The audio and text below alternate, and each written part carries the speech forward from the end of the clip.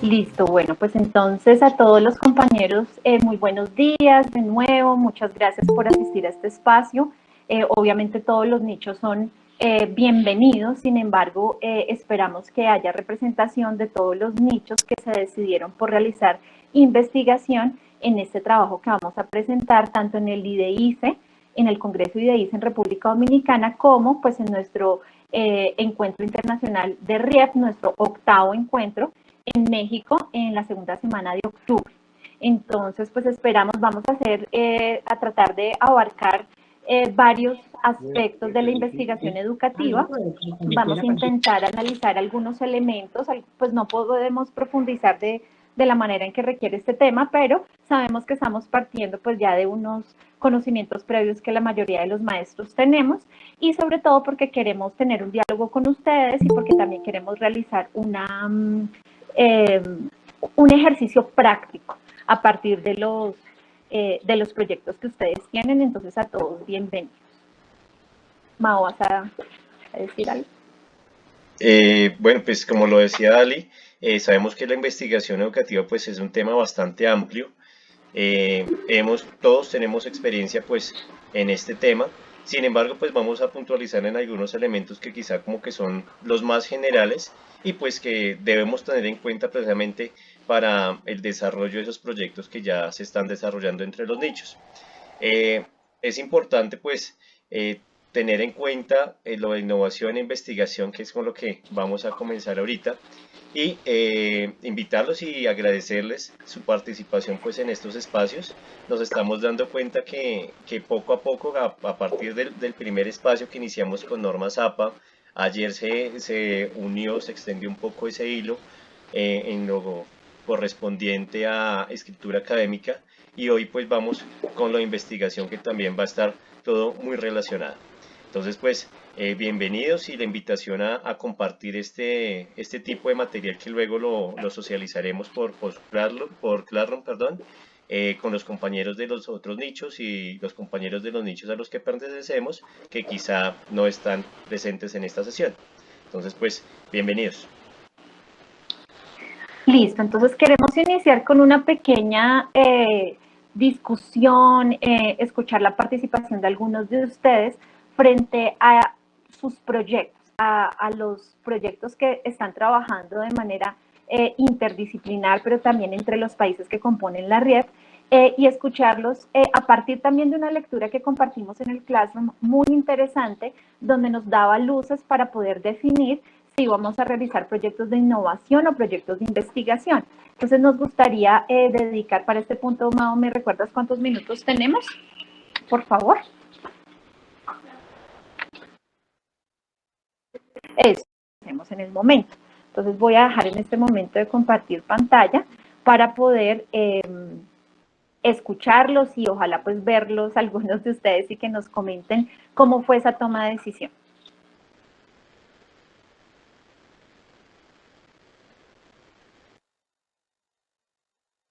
A ver quién se anima. Sabemos que dentro de los nichos que se decidieron por investigación está uno de las chivas matemáticas, también tenemos dentro del nicho de formación docente, tenemos el de neuroaprendizaje. Entonces, eso. Muchas gracias, doctora Beatriz. Adelante. Bueno, en el nicho hemos estado dialogando en relación a que esta fase en la que se encuentra el desarrollo del proyecto, pudiéramos posicionarnos en el ámbito de la investigación, pero con miras a la innovación, es decir, no quedarnos ahí. En ese proceso estamos de construcción o fortalecimiento de lo que se refiere al marco teórico conceptual para poder apuntalar un instrumento que nos lleve como puente posteriormente, y si el equipo así lo decide, al ámbito de la innovación. Pero sí por las características de la población a la que nos queremos acercar, por la complejidad del concepto que queremos manejar, nos posicionamos ahorita en el ámbito de la investigación. Esa es la razón por la cual vamos por ahí. Excelente aporte, doctora Beatriz. Ahí ya vamos dilucidando algunos elementos, como menciona la doctora Beatriz. los conceptos, las matrices que va a trabajar nuestro proyecto, la población, que son elementos que van definiendo ese camino hacia la investigación y hacia la innovación. Entonces, muy interesante esa charla que se dio previa al interior de los nichos para poder llegar a esa toma de decisiones. Muchas gracias por el aporte. Mi querida Pili.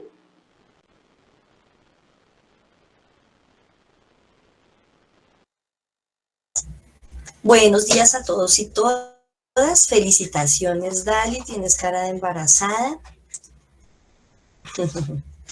Eso está muy bien. Bueno, como en el mismo tenor de la maestra Beatriz, al interior del nicho en general en matemáticas, tuvimos como una conversación muy interesante alrededor de cuáles eran esos elementos de innovación o que los hacía diferentes de la investigación. También desde nuestra experiencia y no solo desde la lectura, a lo que sí llegábamos es que las dos se relacionan, ¿sí? La una lleva a la otra, bien sea arrancando el camino de investigación para llegar a la innovación o de la innovación para llegar a la investigación. En ese orden de ideas, por eso, digamos que de acuerdo a esos intereses, a esa población, nuestro gran nicho de matemáticas se dividió en dos. Una Chiva 1, que le llamamos la Chiva Matemática 1, vocabulario pues heredado del encuentro presencial, donde a partir de esas propuestas que son didácticas, netamente de intervención en aula, de transformación en aula, entonces ellos acordaban estar hacia un camino más innovador, porque transformaban inmediatamente el entorno en el aula con sus intenciones didácticas. Y surge la Chiva número 2, donde confluyen también unos intereses más por analizar algunos fenómenos que también están relacionados con esa didáctica de la matemática, pero también porque los vislumbramos desde un perfil de algo muy novedoso que se llama la matemática crítica, o desde un enfoque de la matemática crítica, que tiene otros matices y que sería muy interesante analizar en esos contextos en los que estamos. Digamos que en la Chiva 2 ahora estamos un poco en conflicto, en tanto varía demasiado la población y algunos queremos hacer una intervención con estudiantes y otros queremos hacer una intervención con maestros. Pero en últimas sí decidimos hacer una investigación porque también queremos hacer una comparación que nos arrojan esas intervenciones, sea con estudiantes o con maestros, pero sí permeados por este nuevo enfoque de la matemática crítica, que además no dista de nuestra filosofía como reto. Entonces, nos parece un camino interesante. Lo que sí decíamos en el nicho en general es eso, ¿no? Que los compañeros de la Chiva 1, cuyas apuestas son de intervención netamente didáctica in situ en el aula, pueden hacer, o su producto final los puede llevar al desarrollo de una gran propuesta de investigación. Y nosotros veíamos que nuestro producto investigadores en intervención, sea con estudiantes o con maestros, pero desde esta matemática crítica, nos va a llevar también como producto a proponer unas apuestas didácticas innovadoras. Entonces, algo muy importante que sí concluíamos en el grupo era eso, que la una lleva a la otra y por eso siempre están interrelacionadas. O sea, la una puede partir como fruto para que se dé la otra. Entonces, así es como nuestro panorama en el nicho de matemáticas. La Chiva número 1 tiene una apuesta desde la innovación, cuyo producto puede ser la investigación, y la Chiva número 2 tiene una apuesta por investigar y comparar algunos fenómenos en diferentes contextos, pero cuyo producto seguramente va a ser una apuesta innovadora. Excelente aporte, mi querida Pili. Y bueno, creo que mencionas muchas cosas interesantes e importantes. Una de ellas, como lo dice Pili, digamos que no son dos caminos completamente separados, ¿no? Ni opuestos en ninguna manera. Y que varios de los nichos llegaron a ese punto de reflexión. Vamos a iniciar con una apuesta en innovación y incluso se están proyectando para el otro año no solo llegar a octubre y finalizar el trabajo en octubre, sino que en octubre se presente un momento, una etapa del proyecto para continuar con un proyecto de investigación y viceversa, ¿no? Empezar con el análisis de un fenómeno, revisar ciertos elementos y aspectos dentro del proyecto de investigación para luego hacer una intervención en aula que lleve a un proyecto de investigación. Entonces creo que con esas claridades y esas discusiones al interior de los nichos, pues se fueron tomando esas decisiones de lo que se quería hacer. No había camisa de fuerza para realizar este proyecto, que creo que es lo que va a aportar bastante a nuestro encuentro internacional, porque pues nos da cuenta de los diferentes caminos que tenemos los maestros para poder llegar a resolver una necesidad, a resolver un problema, analizar un fenómeno, que es lo que realmente a lo que nos lleva pues la investigación y también la innovación. Otro elemento importante, y eso lo vamos a ver hoy pues de manera ligera, y es frente a los paradigmas que nos van a guiar y a orientar estas investigaciones especialmente, o bueno, los proyectos de investigación también, partiendo de lo que nosotros trabajamos en el 2020 como RIEP y como colectivo, ¿no? Analizamos cuál es el rol del docente que nosotros consideramos que debe ser ideal en la escuela, independientemente de nuestros contextos latinoamericanos, el rol del estudiante, el tipo de evaluación, o más bien cómo llevar a cabo esa evaluación. Y bueno, analizamos diferentes elementos muy importantes que nos llevaban a partir y analizar que la RIEP tiene una raíz más desde el paradigma sociocrítico. Y entonces, bueno, ya obviamente vamos a analizar un poco eso y cada uno va tomando el rumbo de sus investigaciones, pero tener en cuenta, sobre todo para los miembros que han ingresado en los últimos meses, que nosotros hicimos muy juiciosos en la pandemia, hicimos un par de las actividades académicas en el sentido de eventos, y empezamos a leer y a compartir entre nosotros, y llegamos a esa apuesta, obviamente desde teóricos como McLaren, como Giroux, y pues por supuesto pues nuestro querido y admirado Paulo Freire. Entonces eso también nos va a dar una orientación frente a estos proyectos de investigación que ya más adelante lo vamos a revisar. Muchas gracias, Pili. Maestro Hernando, adelante. Gracias, muy amable. Como primera medida, pues felicitar nuevamente a Dalila por jugar un papel importante en la perpetualidad de la especie humana. Muchas gracias. Aquí en este momento estoy con mi hermana que Jonathan pues la quiso invitar. Ella es lingüista, tiene una maestría en lingüística y está muy entusiasmada por participar en la red. Claro que sí, bienvenida, maestra. Es un gusto. Bueno, en lo que tiene que ver pues con el trabajo de nosotros a nivel de nicho 1 o Chiva 1, Chiva Matemática 1, pues nosotros estamos mirando, en las reuniones que hemos tenido, estamos mirando muchos aspectos que nos han, digamos que, inclinado por el lado de la innovación. ¿Por qué razón? Porque nuestro proyecto se articula sobre la base de 4 proyectos que corresponden en personas, liderados por Tegua, aquí presente, Farley, aquí presente, no sé si Alonso Prada está presente, y mi persona. Ese proyecto articula, como les dije anteriormente, 4 temáticas. Una que es la transposición didáctica de la matemática. 2, liderada por Tegua. 2, la comprensión lectora del lenguaje matemático, liderado por mi persona.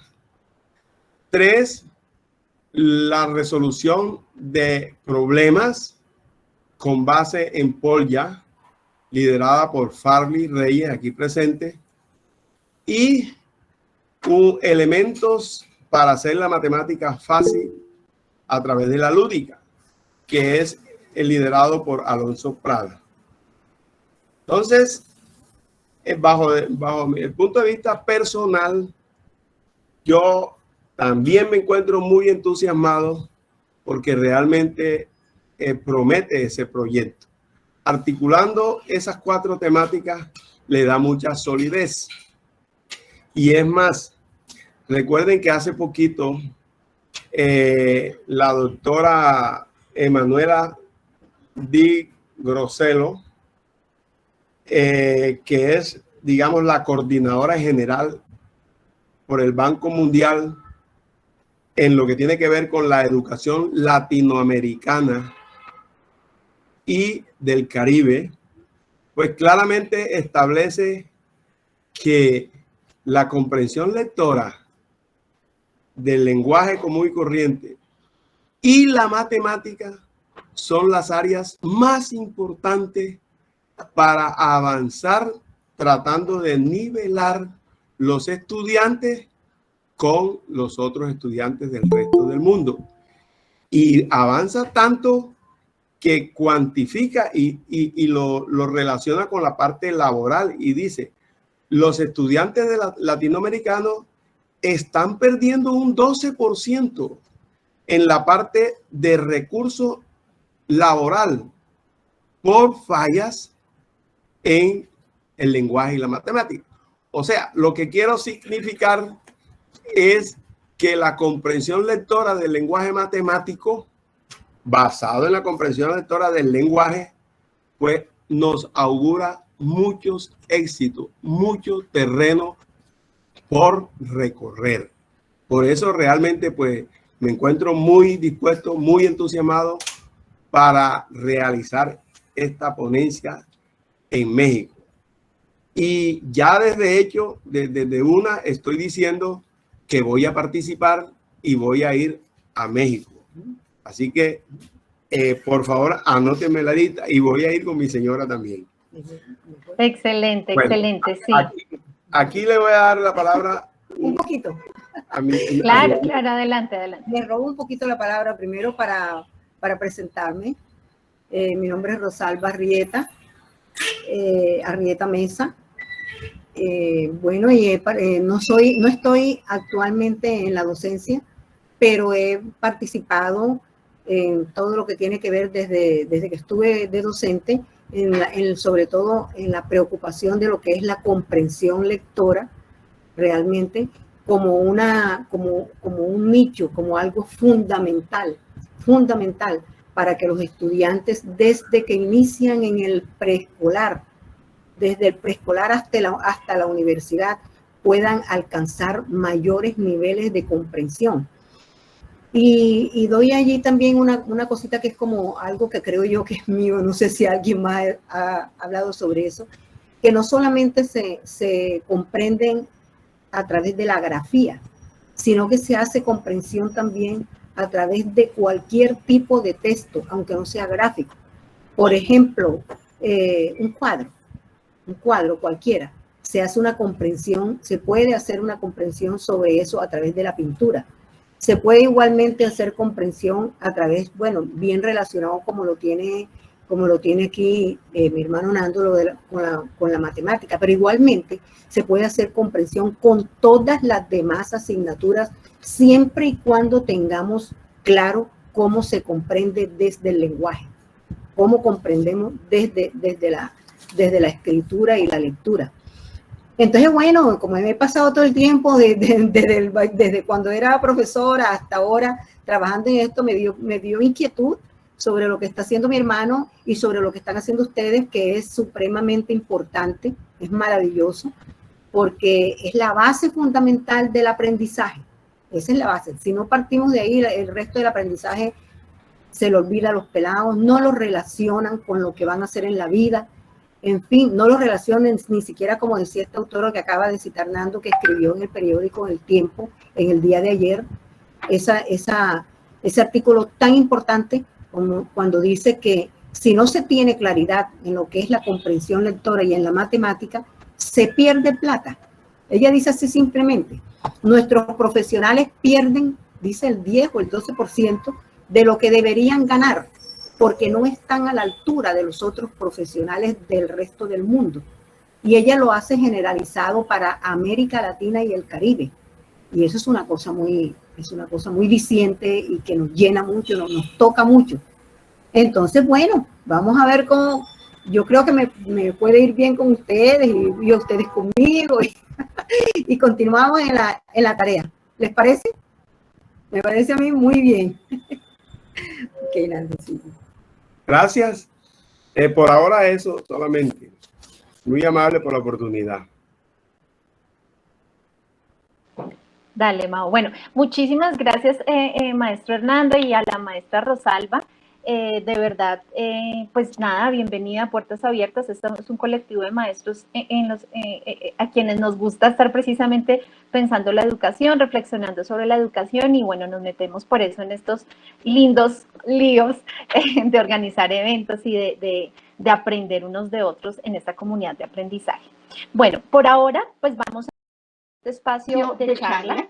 Obviamente vamos a tener más espacios adelante donde poderlos escuchar, pero pues como los compañeros lo pudieron expresar, este camino y esa etapa de reflexión y de discusión al interior de los nichos fue muy importante para poder ir estableciendo el camino hacia donde querían ir, y luego de que muchos de los nichos definieron ese camino, pues entonces empezamos nosotros a pensar como nicho de sistematización, bueno, la necesidad de orientar algunos de esos procesos, contando y pues sabiendo que la experiencia que tienen los miembros de la RIEP, pues y la preparación y la formación, pues es bastante sólida. Sin embargo, nosotros queríamos abrir estos espacios de discusión, estos espacios de aprendizaje para ir complementando y llegar a ciertos acuerdos que nos pudieran orientar estos caminos. Entonces, Mao, no sé si quieras complementar algo más y pasamos al otro.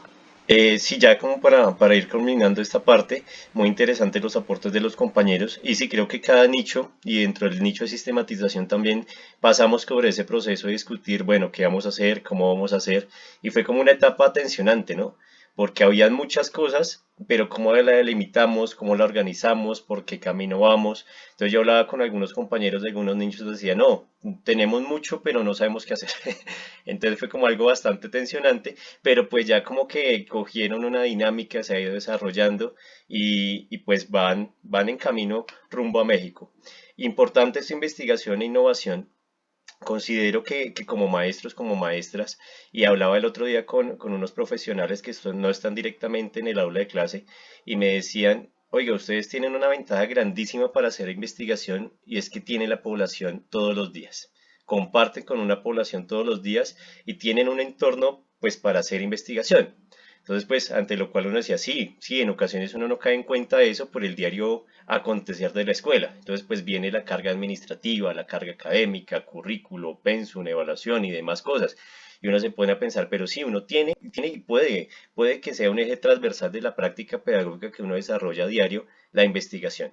Entonces, todos esos elementos que mencionaban en cuanto a investigación e innovación, pues hablábamos en el nicho de sistematización que hay una delgada línea, que comparten, que se complementan y que uno puede saltar de un lado al otro, pues respetando como la rigurosidad. Entonces, pues así, y ya como para concluir, me parece que un elemento supremamente importante a rescatar de la innovación educativa, en vez de la investigación, contrarrestándola un poco, es que la innovación se da en lo local, ¿no? Entonces la innovación es muy local, y algo que es innovador, digamos en Santa Marta, en Montería, en Zacatecas, es innovador allí, en esa escuela.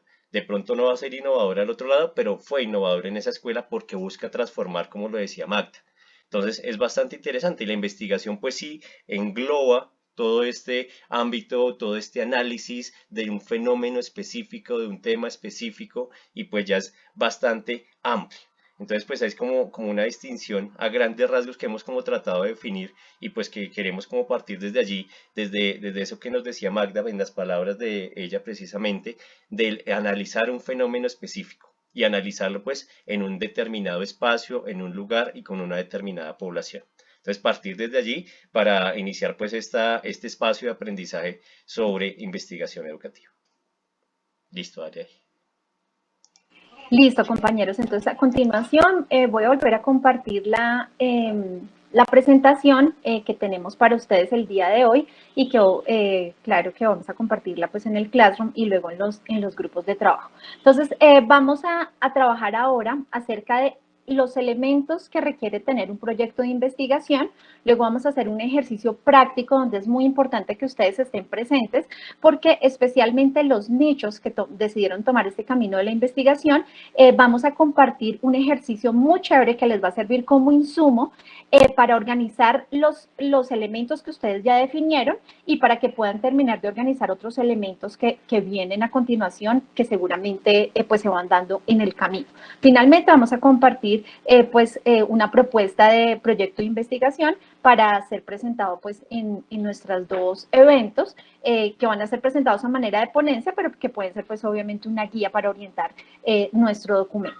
Entonces, algunos de los elementos de los que vamos a hablar el día de hoy son el tema o el problema, los objetivos, el paradigma desde donde nos vamos a posicionar para realizar nuestra investigación. Vamos a hacer una pequeña revisión sobre los enfoques, los alcances, la metodología, la población, que en este caso es muy importante porque tenemos la fortuna de tener contextos diferentes de diferentes países de Latinoamérica y el Caribe, pues que nos van a dar una gran aportación, una gran diferencia a nuestros proyectos de investigación. Y finalmente vamos a cerrar con antecedentes y marco teórico.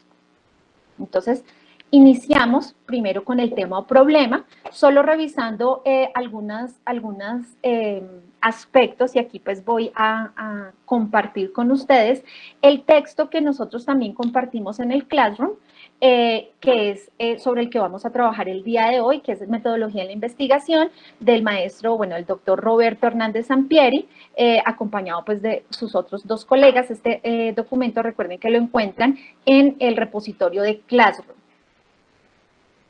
Entonces, iniciando pues con esta parte del tema web problema, solo mencionar algunos pasos que nos pueden orientar pues ese camino de la investigación. En primer lugar, pues se establece la idea de la investigación, proceso pues que ya tuvimos al inicio de los nichos después de que empezamos la organización de estos grupos y de estos proyectos después de nuestra convención en marzo.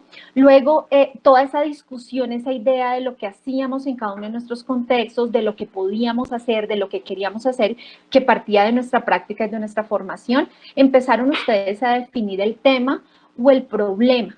También algunos partieron de las necesidades que ustedes ven en su aula o que ven en su contexto o que vemos en Latinoamérica, como lo mencionaba ahorita el maestro Hernando, frente a esas necesidades que hay en nuestras escuelas, esas necesidades que hay en nuestro sistema de educación, especialmente pues en Latinoamérica. Pero también algunos están partiendo de un problema que ven desde sus escuelas o simplemente un tema de interés, ¿no? Entonces, digamos que ahí tenemos un abanico amplio de cómo definir ese tema o ese problema para trabajar. Luego, el paso a seguir, pues ir delimitando ese tema o ese problema, que fue donde nos llevaron varias sesiones dentro de las discusiones de los proyectos y de los nichos, cómo ir delimitando, porque claro, a veces nuestras ambiciones pedagógicas nos llevan a querer hacer muchas cosas, pero en un proyecto de investigación esa palabra de delimitar es muy importante para lograr abarcar un tema, un problema, una necesidad muy específica y que realmente los objetivos que nos vamos a ir planteando en el siguiente paso pues se puedan llevar a cabo y sean acordes pues a la realidad que vamos a tener dentro de nuestras aulas o dentro de nuestro trabajo de investigación. El siguiente paso ya es empezar a formular la pregunta de investigación. Sabemos que por las infografías que nos compartieron los nichos, que aquí quiero compartir rápidamente en nuestro lindo Padlet, ya podemos ir viendo algunos de estos elementos, ¿cierto? Algunos de los compañeros compartieron una situación problema, otros compartieron ya su pregunta, otros compartieron aquí como algunas de las necesidades de las que partieron. Entonces, ahí ya podemos ver que ciertos de estos elementos los hemos ido definiendo a lo largo de nuestras discusiones y vamos a ir mirando alrededor de esta presentación esa pregunta, esos objetivos y demás elementos, cómo se han ido definiendo y pues si requieren de pronto alguna revisión. Entonces esa formulación de la pregunta de investigación es esencial porque ahí es donde realmente se evidencia esa delimitación del tema y esa especificidad de hacia dónde va nuestro trabajo investigativo. Finalmente, pues entonces ya dar paso a establecer otros elementos esenciales como los objetivos, la justificación, la viabilidad, la metodología de la que vamos a hablar también más adelante y en general elementos esenciales que nos van a permitir ir avanzando en la investigación.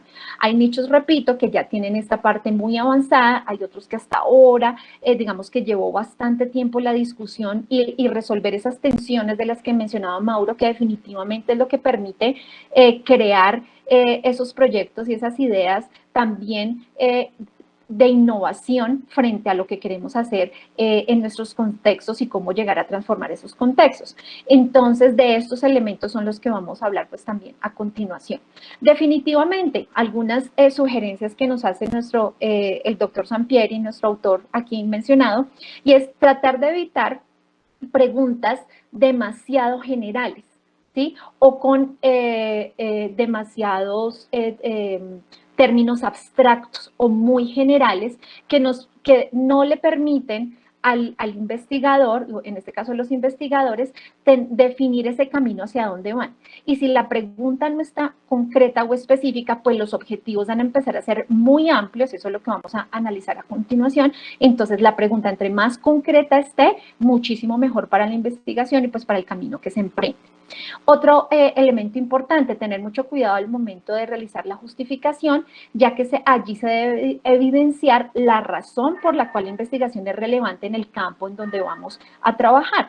Y como más adelante lo comentamos, o bueno, lo vamos a ver en la diapositiva de los enfoques, independientemente del enfoque que elijamos para nuestra investigación, es muy importante ir revisando la literatura frente a este campo de estudio, frente a nuestro tema o problema de investigación, que nos va a permitir pues evidenciar qué se ha hecho frente al tema y hacia dónde quiero ir yo para aportar este campo de estudio. Entonces, en esa justificación hay que ser muy claros donde se evidencie la razón por la cual nosotros vamos a aportar con nuestro trabajo investigativo a este campo de investigación.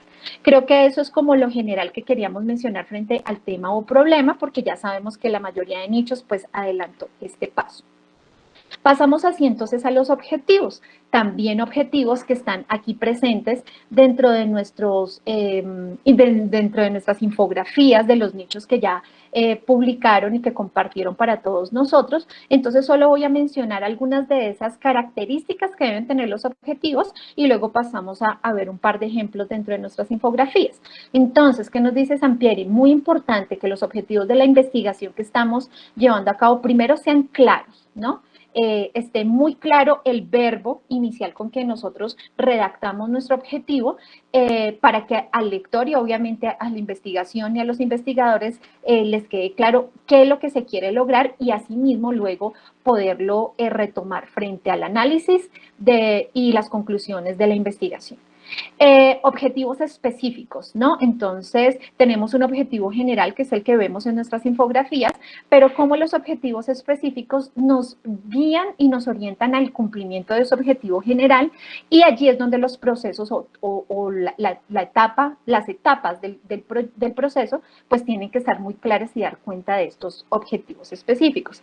Que sean medibles, independientemente que nos vamos a definir por un enfoque cualitativo o cuantitativo, pues tienen que ser unos objetivos que se pueden medir a través de unos instrumentos. Efectivamente que no sean muy largos y que expresen una sola idea. Ser muy cuidadosos porque a veces dentro de un proyecto de investigación somos tan ambiciosos que entonces al momento de plantear nuestros objetivos terminamos planteando más de una idea dentro de un solo objetivo y entonces empiezan allí las dificultades porque no quedan tan claros los procesos dentro de esos objetivos específicos. Entonces básicamente es definir muy bien nuestro objetivo general y que los objetivos específicos pues den cuenta de cómo se va a llegar al cumplimiento de ese objetivo general. Otra de las características que sean congruentes entre sí, es decir, que haya una coherencia entre esos objetivos específicos, el objetivo general, y que se pueda observar que esos objetivos específicos son el camino para poder llegar a resolver ese objetivo general.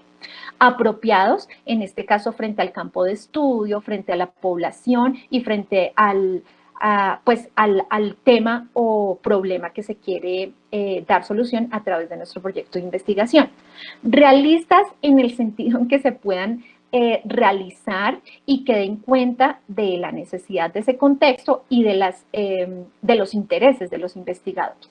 Y finalmente, pues que estén dirigidos a todo el proceso, que se evidencie todo el proceso y no solo una etapa, ¿no? Entonces, eso es otro paso importante, que a veces durante nuestro proyecto de investigación van surgiendo necesidades que no habíamos formulado desde el inicio, entonces es necesario ir ajustando esos objetivos para que realmente den cuenta de todo el proceso investigativo y no solo de una etapa inicial o de una etapa de recolección de resultados, sino bueno, que se vayan ajustando a las necesidades.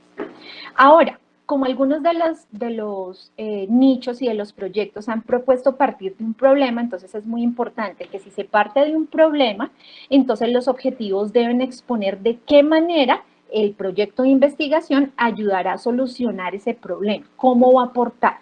Pero si se parte desde una teoría, por ejemplo, como nos lo compartía la doctora Beatriz frente al nicho de formación o a uno de los proyectos dentro del nicho de formación, entonces los objetivos deben girar en torno a probar dicha teoría o a demostrar cómo el estudio aportará con ciertas evidencias a favor de esa teoría. ¿Sí? Entonces es bastante importante que si tenemos claridad frente a esa definición, si estamos partiendo de un tema, de un problema, de una necesidad, pues entonces que nuestros objetivos den cuenta de ello. Aquí entonces voy a retomar algunos de los ejemplos de nichos pedagógicos que tenemos, voy a permitirme leer algunos de ellos. Iniciamos entonces con el nicho de neuroaprendizaje, que es un proyecto de investigación que están realizando nuestras compañeras de Honduras y Colombia, y el objetivo dice así: identificar los efectos que produjo la pandemia en el manejo de las emociones y su incidencia en los procesos de aprendizaje en los niños de jardín del Instituto Pedagógico Nacional y de prejardín del Colegio Compartir Suba, de la IED, bueno, de la Institución Educativa Distrital Compartir de Suba. Entonces, aquí podemos ver que dentro de su objetivo general, las compañeras están partiendo de una situación problemática y ellas van a hacer una identificación de los efectos que tuvo pues esta pandemia en los niños más pequeños de prejardín y de jardín y cómo eso ha incidido en los procesos de aprendizaje. Entonces es un objetivo general claro y cuyos objetivos específicos pues deben dar cuenta de cómo se está analizando esa problemática que hay en la escuela. También tenemos aquí, este es el de la doctora Beatriz, las compañeras Fidelina, Celia y Natividad, donde su objetivo es un proyecto de investigación y su objetivo está planteado de la siguiente manera: analizar las categorías metafóricas que expresan la labor docente, las representaciones sociales y los rasgos que componen la construcción de la identidad profesional en los primeros años del trabajo docente en algunos contextos de Colombia, República Dominicana y México. Entonces aquí vemos que este proyecto de investigación no parte de un problema, de una necesidad, o bueno, de un problema, sino más bien como de una necesidad de analizar los efectos que tienen en los docentes. Entiendo yo, los docentes Nobel son los docentes que recién egresan, doctora Beatriz. Sí, bueno, los que tienen al menos 5 años de servicio. Perfecto, perfecto. Sí, acá en Colombia no creo que se use mucho el término, pero me parece muy interesante, por ejemplo, este proyecto de investigación, porque dentro de esos primeros años que nosotros empezamos a entrar en servicio, pues es bastante importante el proceso de crecimiento que tenemos los maestros, y pues ellas tienen unas categorías muy claras de análisis frente a este proceso de los maestros que ya entran en servicio en los primeros 5 años, pues lo cual es bastante interesante. Entonces, bueno, sí, no, pues tan chistosa yo, aquí en el objetivo está muy claro, en los primeros años de trabajo docente. Listo, 5 años. Entonces aquí podemos observar lo que estamos hablando, y es cómo partir, o más bien dependiendo de dónde partimos, entonces los objetivos tienen que estar así proyectados. Pasamos rápidamente entonces ahora al paradigma investigativo, los paradigmas investigativos. Digamos que hay muchas propuestas nosotros vamos a partir en esta parte de dos autores que son Guba y Lincoln, de su texto Por los rincones, antología de métodos cualitativos. Estos paradigmas de investigación, digamos que están resumidos aquí o propuestos de una manera, pero nosotros seguramente dentro de nuestra formación hemos visto algunos que están incluidos dentro de estos paradigmas y que, bueno, también otros que están mencionados de otra manera, pero bueno, aquí creemos y consideramos que pueden estar involucrados todos los que nosotros estamos trabajando. Entonces, según, digamos, inicialmente, para hablar de esta parte del paradigma, es importante recordar que una investigación es un proceso de aplicación del método científico, que es lo que le da la gran rigurosidad a un proyecto de investigación, con el fin de generar un conocimiento sobre un fenómeno. Entonces, los paradigmas de investigación lo que nos permite es tener una concepción del objeto de estudio de una ciencia. Aquí pues tenemos diferentes campos de estudio, tenemos la matemática, la lectura y la escritura, tenemos la parte socioemocional, tenemos la parte de neuroaprendizaje, tenemos de convivencia. Entonces, estos paradigmas de investigación nos van a permitir partir de la concepción que se tiene del objeto de estudio, de la naturaleza de los métodos y de las formas pues que tenemos para explicar, interpretar o comprender los resultados del trabajo investigativo que vamos a realizar. Incluso, pues, obviamente, de la relación entre el investigador y el objeto de estudio. Por eso es tan importante que nosotros sepamos en qué paradigma vamos a pararnos para poder realizar nuestro trabajo de investigación.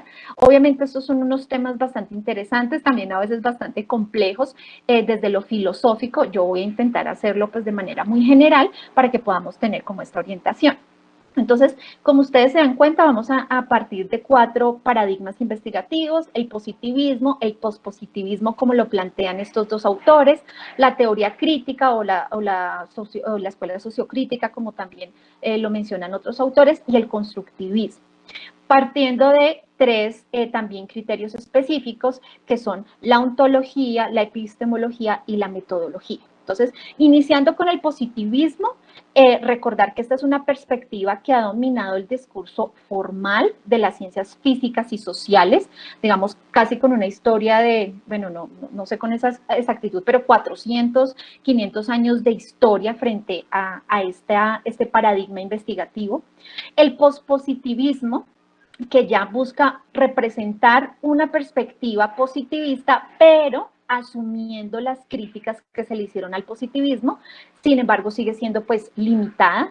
Y la teoría crítica, que como lo mencionaba la maestra Pili, es desde donde nosotros como RIEP hemos analizado que nos favorece, que nos identifica desde nuestros contextos latinoamericanos y del Caribe.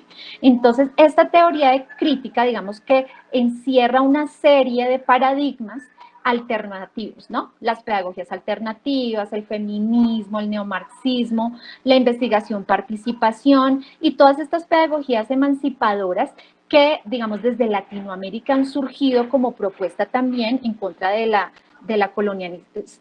colonización de precisamente estos paradigmas de investigación. Y cerramos con el constructivismo, donde pues ya es como un paso que se da del realismo que vemos desde el positivismo al relativismo y pues cómo eso afecta a la naturaleza de la investigación que estamos llevando a cabo. Recordar que desde la teoría crítica es muy importante tener en cuenta que la naturaleza investigativa se rige por los valores, ¿no? Entonces aquí es muy importante tenerlo en cuenta y digamos que ponernos estas gafitas de los paradigmas para revisar nuestros intereses investigativos desde donde pueden ubicarse. Ahora, el análisis que vamos a realizar es desde la parte ontológica, que ustedes recuerdan pues es el estudio de todo aquello que existe y de todo lo que está en la vida, ¿no? O sea, todo el ser está visto desde allí. La epistemología, que ya es el estudio del conocimiento, y entonces donde ya reflexionamos acerca de, desde cada paradigma, los contenidos frente al pensamiento, hacia la naturaleza y el significado de cada una de ellas, y la parte metodológica, que también es central dentro de nuestros proyectos de investigación, porque nos va a permitir estudiar los métodos de investigación, las técnicas y los procedimientos que va a llevar a cabo nuestro trabajo investigativo. Entonces, rápidamente, para hacer un análisis, entonces vamos a empezar con el positivismo, este paradigma de investigación, donde nos dice desde la parte ontológica que la investigación converge en el estudio real de las cosas, ¿sí?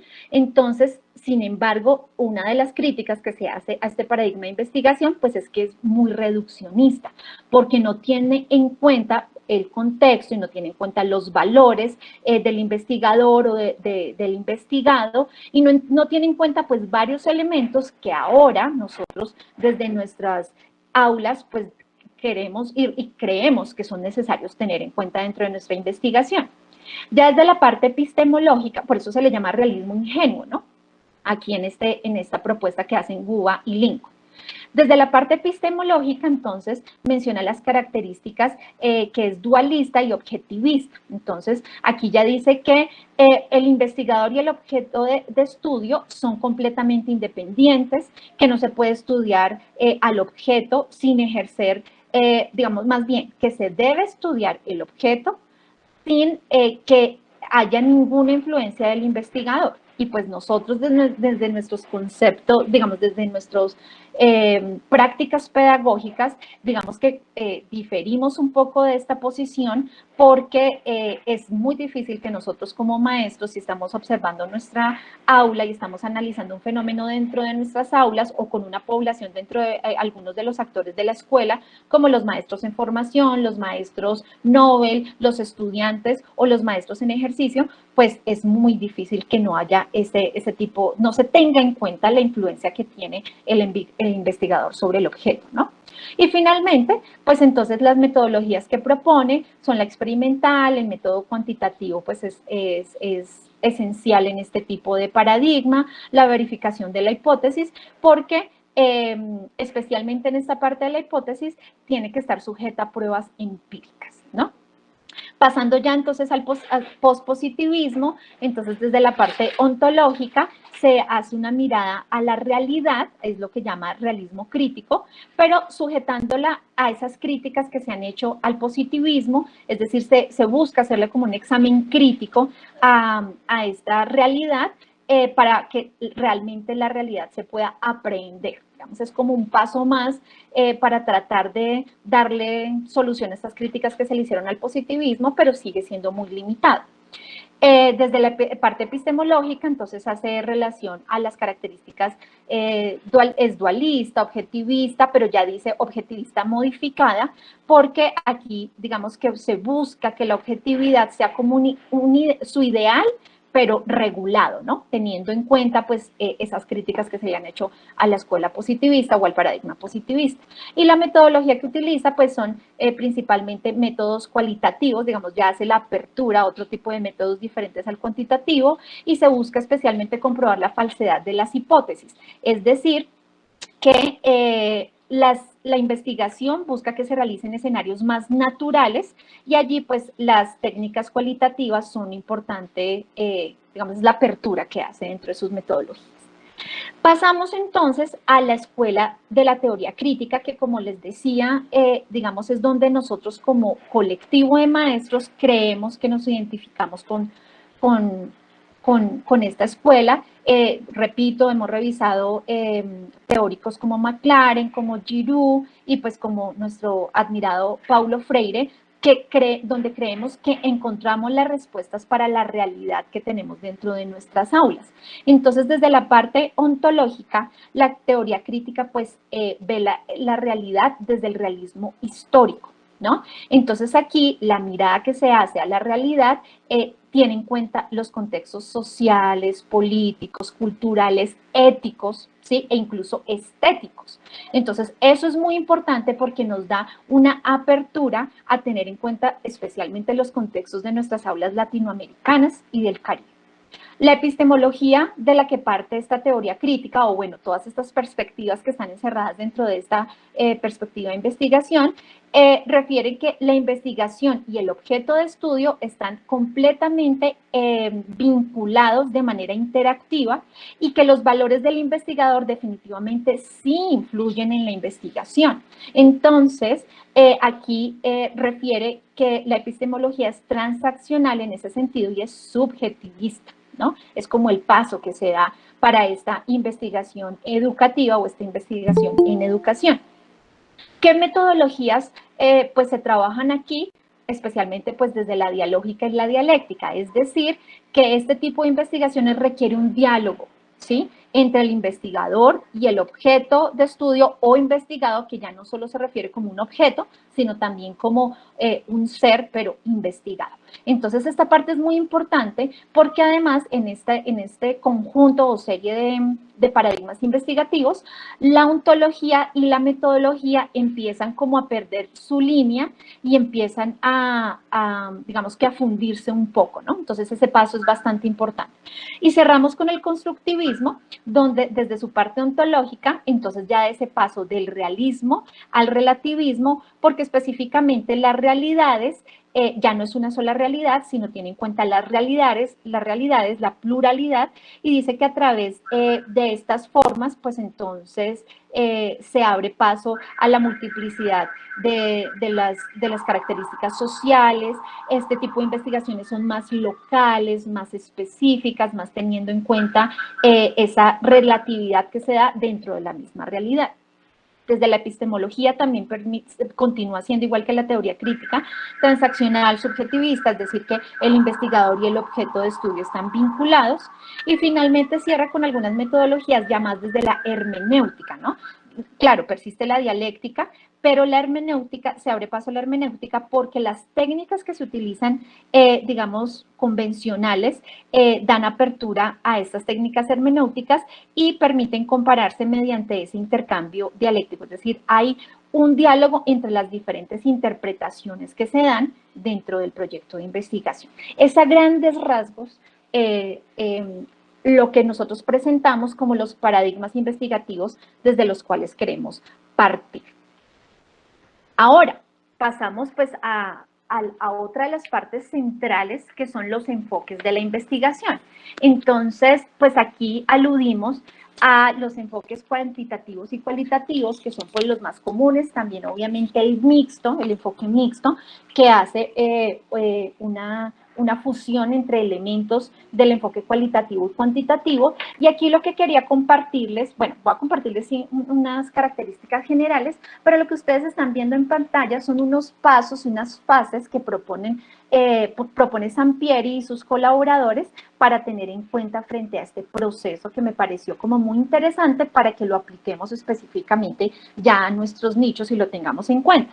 Entonces, recordar frente a la investigación cuantitativa, que es parte pues, de un paradigma positivista, empirista, que busca obviamente la objetividad, que busca también ver desde diferentes perspectivas el objeto de estudio, exige de todas formas una interpretación, ¿sí?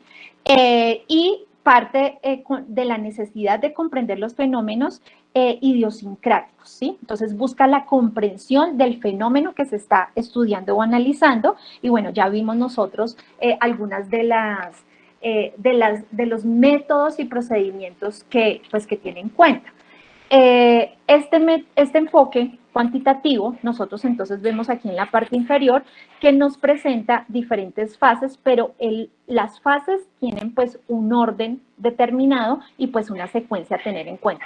Primero parte de la idea investigativa que mencionamos anteriormente, luego debe llevar a un planteamiento del problema. Recuerden que el planteamiento del problema es todo lo que mencionábamos en su momento, aquí en esta parte, frente a establecer los objetivos, la justificación, la viabilidad del proyecto de investigación e ir definiendo pues ya las metodologías.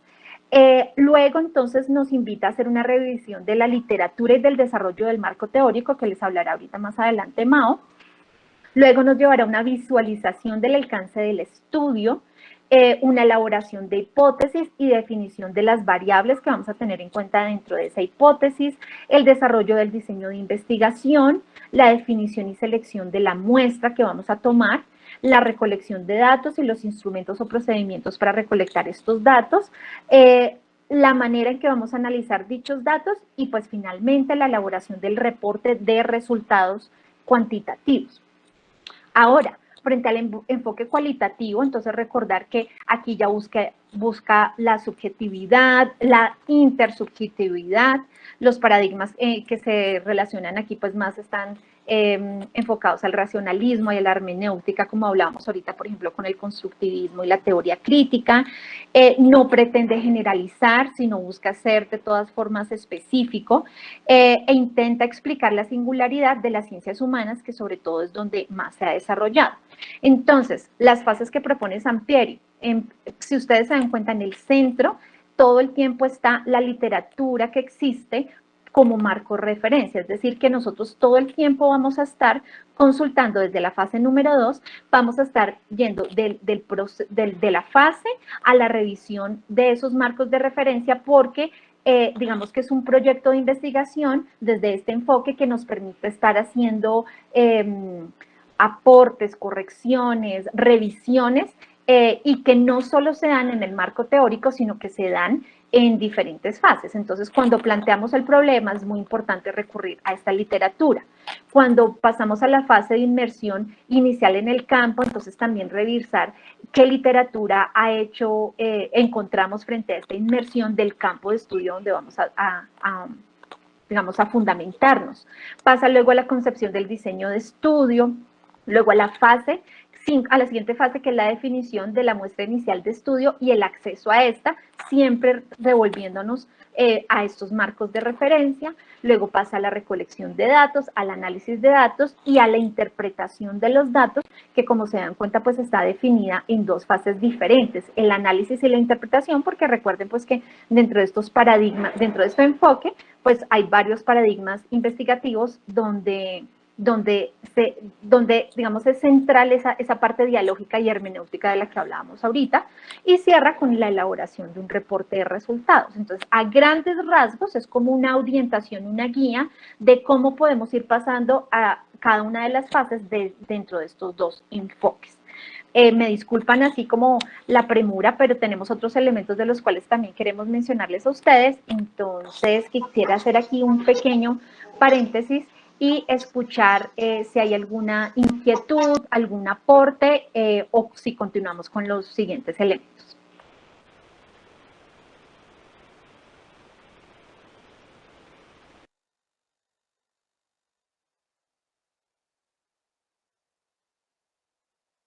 Bueno, entonces si les parece, de pronto si tienen algunas inquietudes también las pueden ir escribiendo en el chat. Martica. Ah, no, la maestra Miladis. ¿Tienes alguna intervención, maestra? No, tranquila, profe Dalila. Simplemente que es importante resaltar cuando usted habla de las fases, y ahí mencionaba en la parte de la cualitativa, como que es donde se generan a veces como unos conflictos y que de pronto cuando uno no tiene la experiencia, pues crea de pronto una confusión. Dice ahí en la fase 5, definición de la muestra inicial del estudio y el acceso a esta. Entonces, cuando uno define la muestra inicial, que el grupo, de pronto, los que estamos en investigación, ¿cierto? Tengamos en cuenta que inicialmente se ha partido también de una población, que si lo tenemos en los dos países, obviamente se va a tomar la población de cada uno de los países, y a esa población de ahí parte con un diagnóstico, y luego cuando ese diagnóstico arroja de pronto ya, de pronto como la dirección, ¿verdad?, del estudio en sí, es ahí donde esa detección es la que es crucial para uno de pronto tomar decisión, ¿verdad?, acerca de esa muestra. Y es ahí donde uno dice, bueno, vamos a tomar dos o 5 estudiantes, no sé, de tal país y tal, de cada uno de los países tal, se toma la muestra inicial. Es como para que tengamos en cuenta que ese es un tipo de dato diagnóstico y el otro es el que pasa para la fase 6. Gracias, profe Dalila. No, excelente, todo maravilloso. No, muchísimas gracias a ti por ese excelente aporte. Ahorita el profe Mauricio va a hablar un poco de la población, que en nuestros proyectos de investigación de la RIAD se convierten en un elemento muy importante porque digamos que tenemos unas grandes ventajas y es que nosotros tenemos maestros in situ para poder llevar a cabo estos proyectos en diferentes contextos con estudiantes o bueno, con población, porque no solo tenemos estudiantes, sino con población que podemos caracterizar, definir y comparar. ¿Sí? Eso es una gran ventaja que tenemos como proyectos de investigación. Entonces creo que vamos a ver unos resultados muy interesantes en nuestro encuentro de octubre, que creo que nos va a permitir precisamente comprender eso que tú estás diciendo, de cómo esa definición y cómo esas discusiones nos van llevando incluso de una fase a otra y devolvernos un poco a medida que vamos tomando decisiones. Muchísimas gracias. Entonces, Mao, te doy la palabra. Gracias, Dali. Dali, ¿me puedes hacer un favor? ¿Me apoyas con la presentación? Es que si salgo de esta pantalla, se pausa la grabación.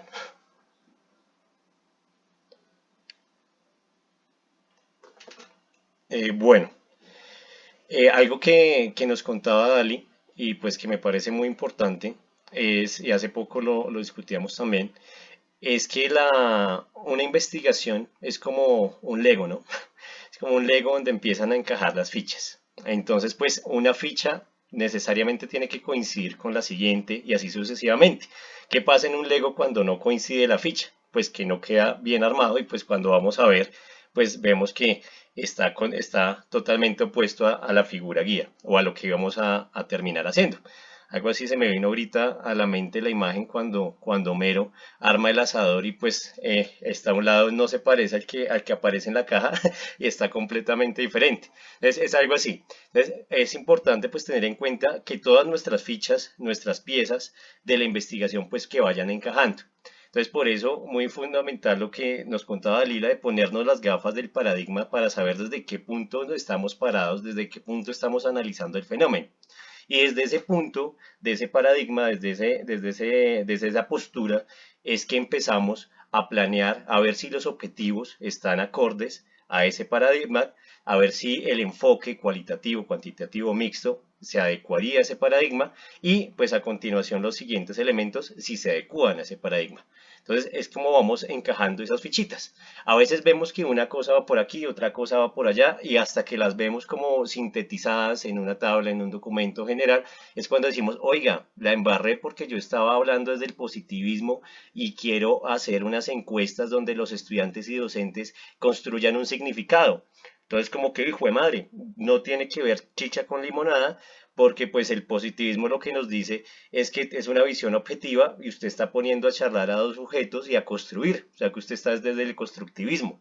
Entonces cuando uno ve esas falencias y de pronto ya ha avanzado bastante el proyecto o la investigación, el desarrollo investigativo, es cuando uno dice, pues la embarré porque no, o sea, me quedó mal el diseño investigativo y pues los resultados al momento de sacar un informe de investigación o en este caso una ponencia, pues no van a coincidir. Entonces ahí es cuando se cae el peso y era lo que nos hablaba Lili ayer, que en algunas revistas pues van a ser muy críticos en cuanto si su postura inicial está acorde con sus conclusiones.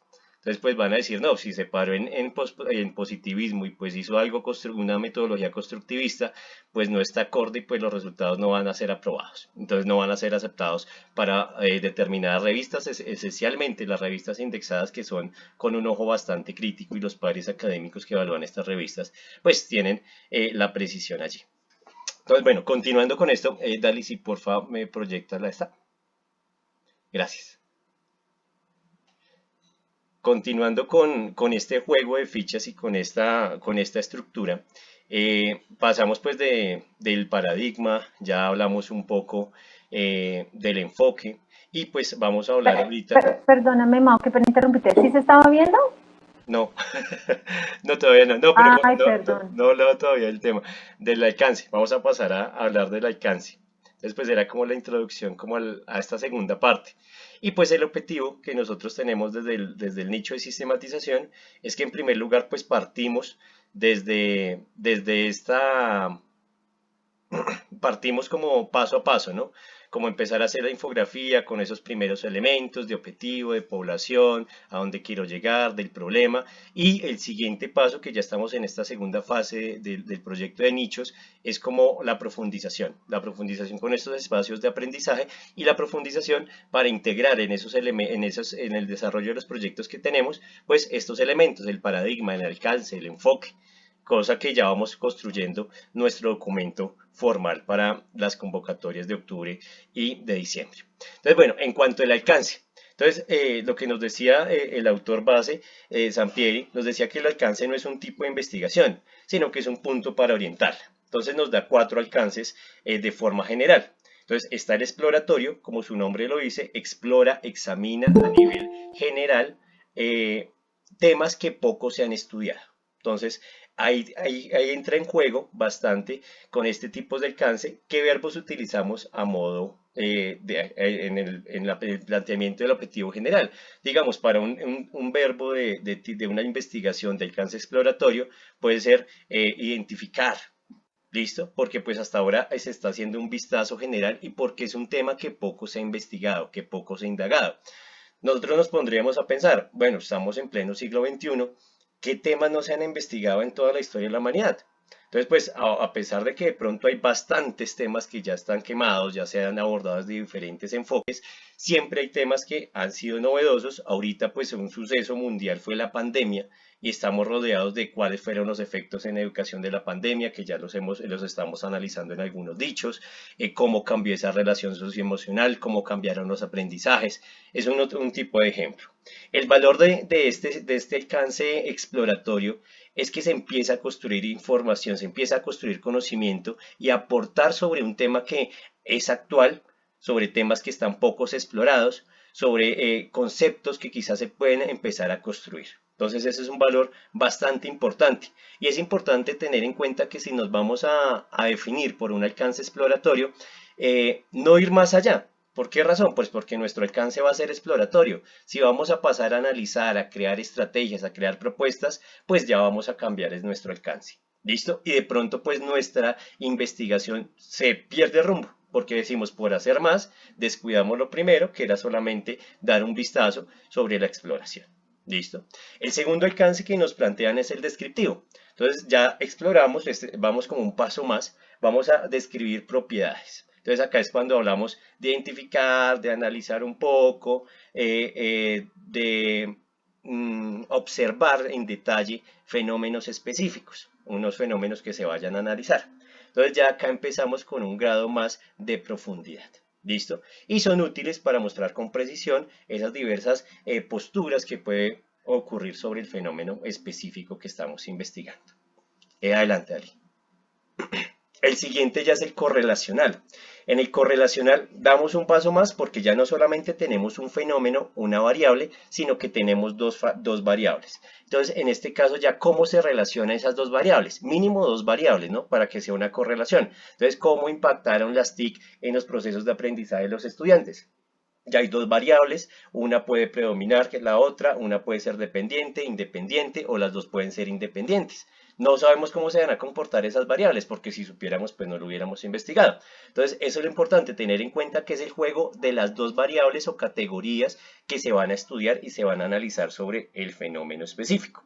¿Cómo se comporta una variable en relación con la otra?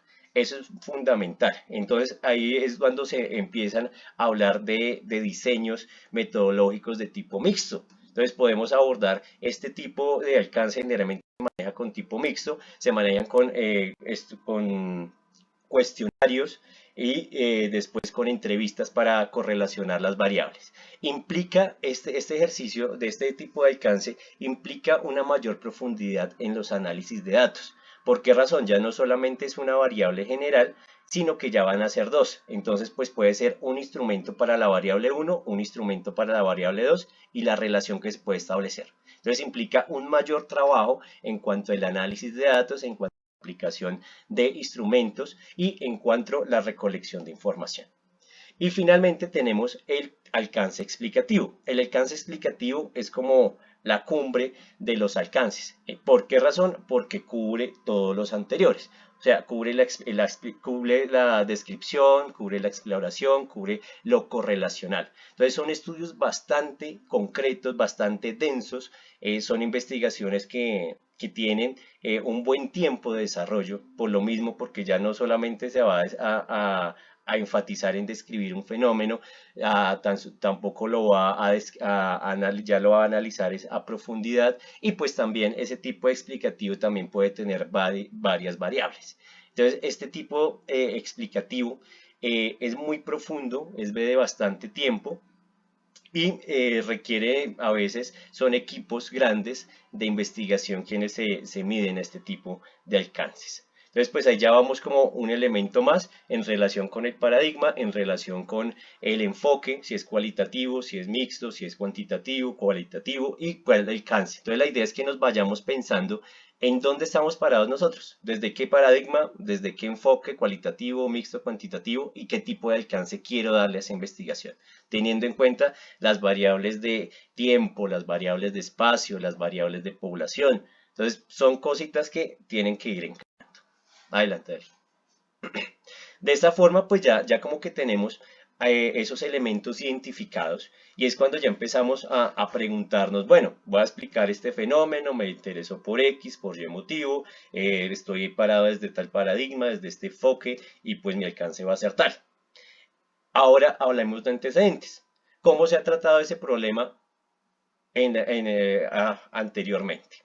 Listo. Entonces es cuando empezamos esa búsqueda de información. ¿Qué clases de estudios se han efectuado? ¿Con qué tipos de participantes se efectuaron? ¿Cómo se recolectaron los datos? ¿En qué lugares y en qué contextos se realizaron?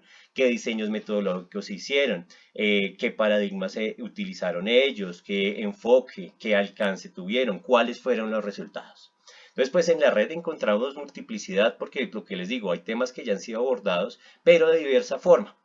Entonces, es muy cierto que de pronto mi tema, yo digo, oiga, mi tema no va a ser tan innovador en el campo investigativo, porque ya se ha abordado bastante y encuentro una cantidad de lectura y escritura por doquier. Y es cierto, se encuentra por doquier de lectura y escritura, entre otros temas. Pero hay un plus, y es que usted lo está haciendo en una institución educativa especial, en relación en diálogo con un compañero de México, de República Dominicana, que tiene tal visión. Entonces ya no es esa misma investigación que hizo y que usted encontró en el antecedente. Entonces es totalmente independiente. Sin embargo, le va a servir para tener un referente. ¿Cómo les fue a ellos? ¿Usted qué puede encontrar? Puede encontrar cosas que le sirvan, desde luego, hasta referentes conceptuales, referentes teóricos que le van a ser bastante útiles, hasta cosas que usted diga, oiga, ese estudio está muy básico, yo lo hubiera tratado por allí. Pues mucho mejor, porque usted le encontró la comba al palo prácticamente, y pues puede basarse en ese, darle más viabilidad a su estudio, teniendo en cuenta las debilidades de esos antecedentes que encontraron. Al hacer esta revisión de antecedentes es importante pues basarnos y buscarlos, pues si podemos, en medios físicos, aunque ahorita el medio digital se encuentra todo, y pues basarnos en referentes en 3 niveles. Entonces puede ser un nivel internacional, en ocasiones encuentro información, digamos, que se ha realizado en Europa, puede ser un referente, España, Francia, entre otros, a nivel continental, ya a nivel latinoamericano, y a nivel local, a nivel del país. ¿Listo? ¿Qué nos permite abordar estos 3 niveles? Nos permite una visión más amplia. Van a decir, listo, el contexto es diferente. Claro, los contextos son bastante diferentes y eso es lo que va a nutrir. Listo, vamos a analizarlo desde el nivel internacional, teniendo en cuenta que fue un estudio de tipo exploratorio, con una metodología X, Y, y los resultados fueron Z. Pero entonces también se encuentra este estudio a nivel Latinoamérica, desarrollado en Argentina, en una universidad XY, con cierto tipo de metodología, y los resultados fueron estos. Pero también a nivel más local, más contextual, encontramos algo relacionado con este estudio y que fue este.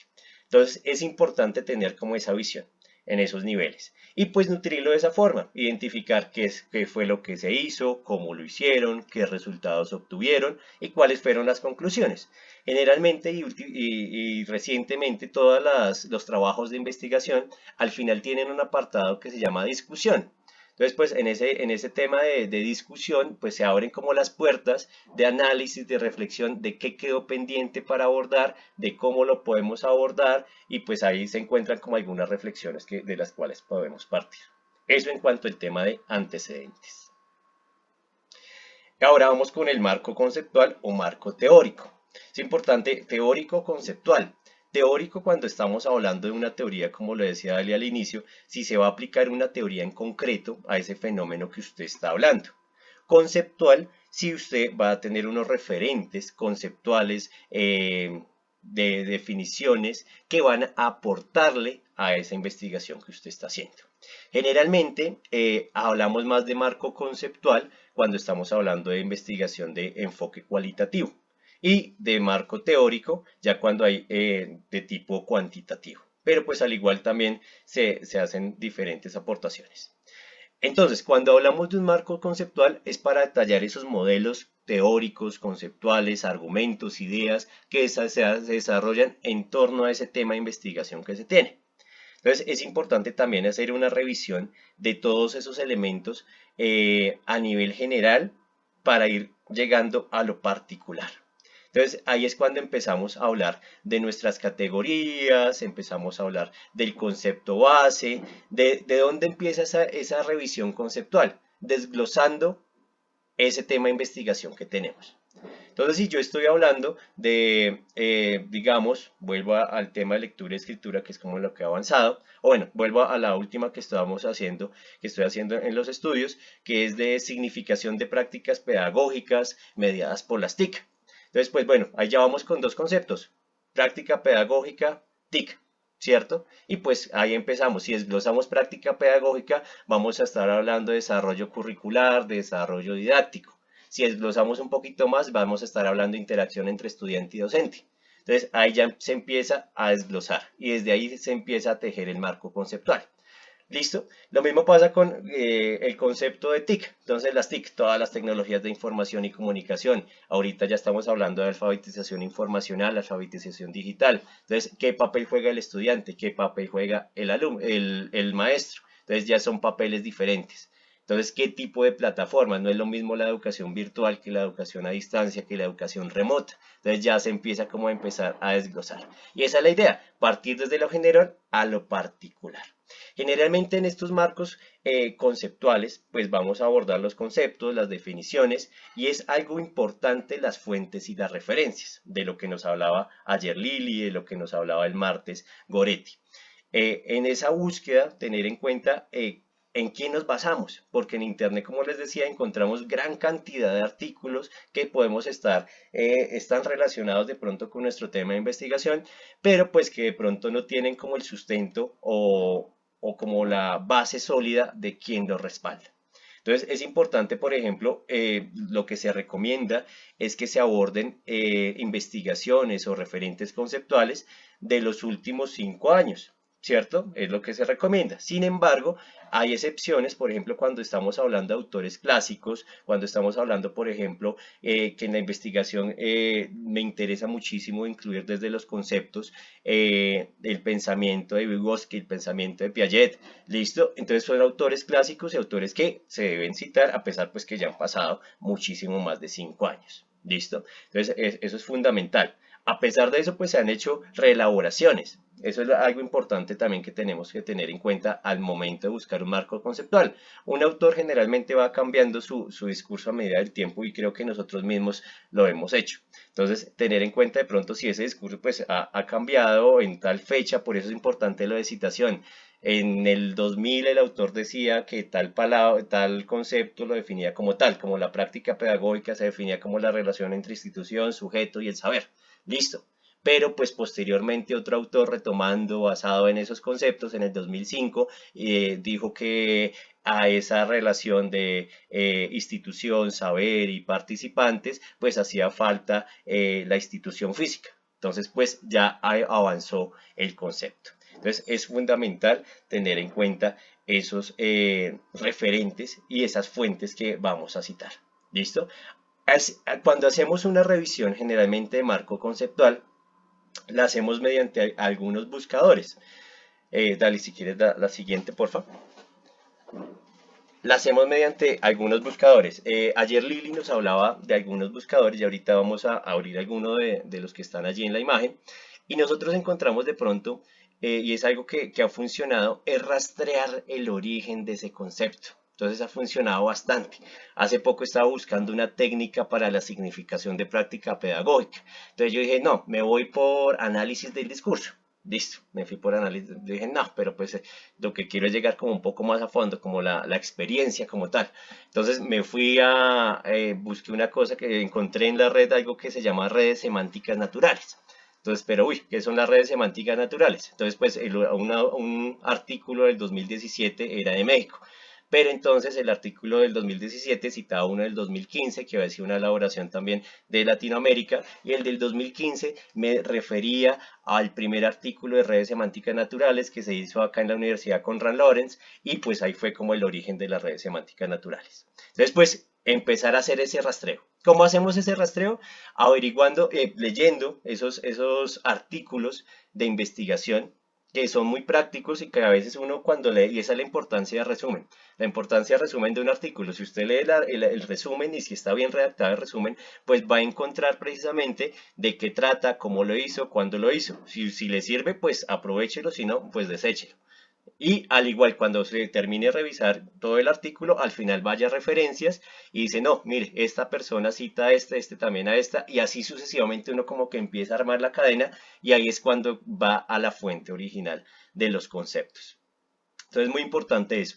Hay unos buscadores, está Google Académico, está Redalyc, está Cielo, está Dialnet, está ERIC, y hay varios de universidades que tienen unas bases de datos grandísimas. Entonces son bases de datos que reúnen bastantes revistas y de Latinoamérica, especialmente la mayoría de acá. Yo creo que todos cuando hemos buscado algún artículo, generalmente nos sale o con el logo de Redalyc, o con el de Cielo, o con el de Dialnet, que son como los fundamentales. Pero entonces, ¿cómo llegamos a ese buscador? Entonces, pues es importante, si me permite, voy a compartir acá una ventana. Sí, ya me deja, dale.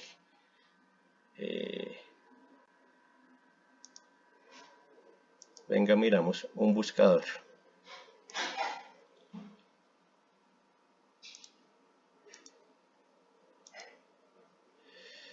Acá este.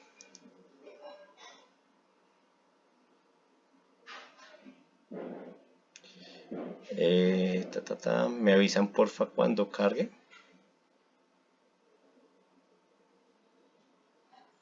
Creo que ya. Ya, sí, señor.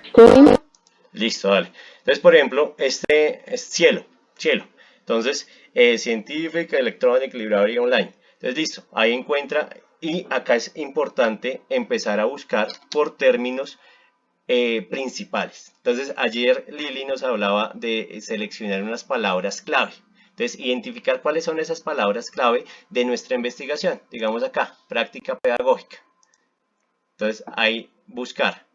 Y hay unas bases de datos, algunas nos solicitan que obviemos mayúsculas, que obviemos artículos, que obviemos conectores, dependiendo cómo esté organizada la base de datos. Entonces acá, por ejemplo, de práctica pedagógica, obtenemos que tenemos 66, resulta 66 páginas. Y acá, generalmente todos los buscadores, pues tienen algunos filtros. Entonces, ¿de dónde yo quiero? Colección. No, yo solamente quiero encontrarlo de práctica pedagógica relacionado con Colombia. ¿En qué revista?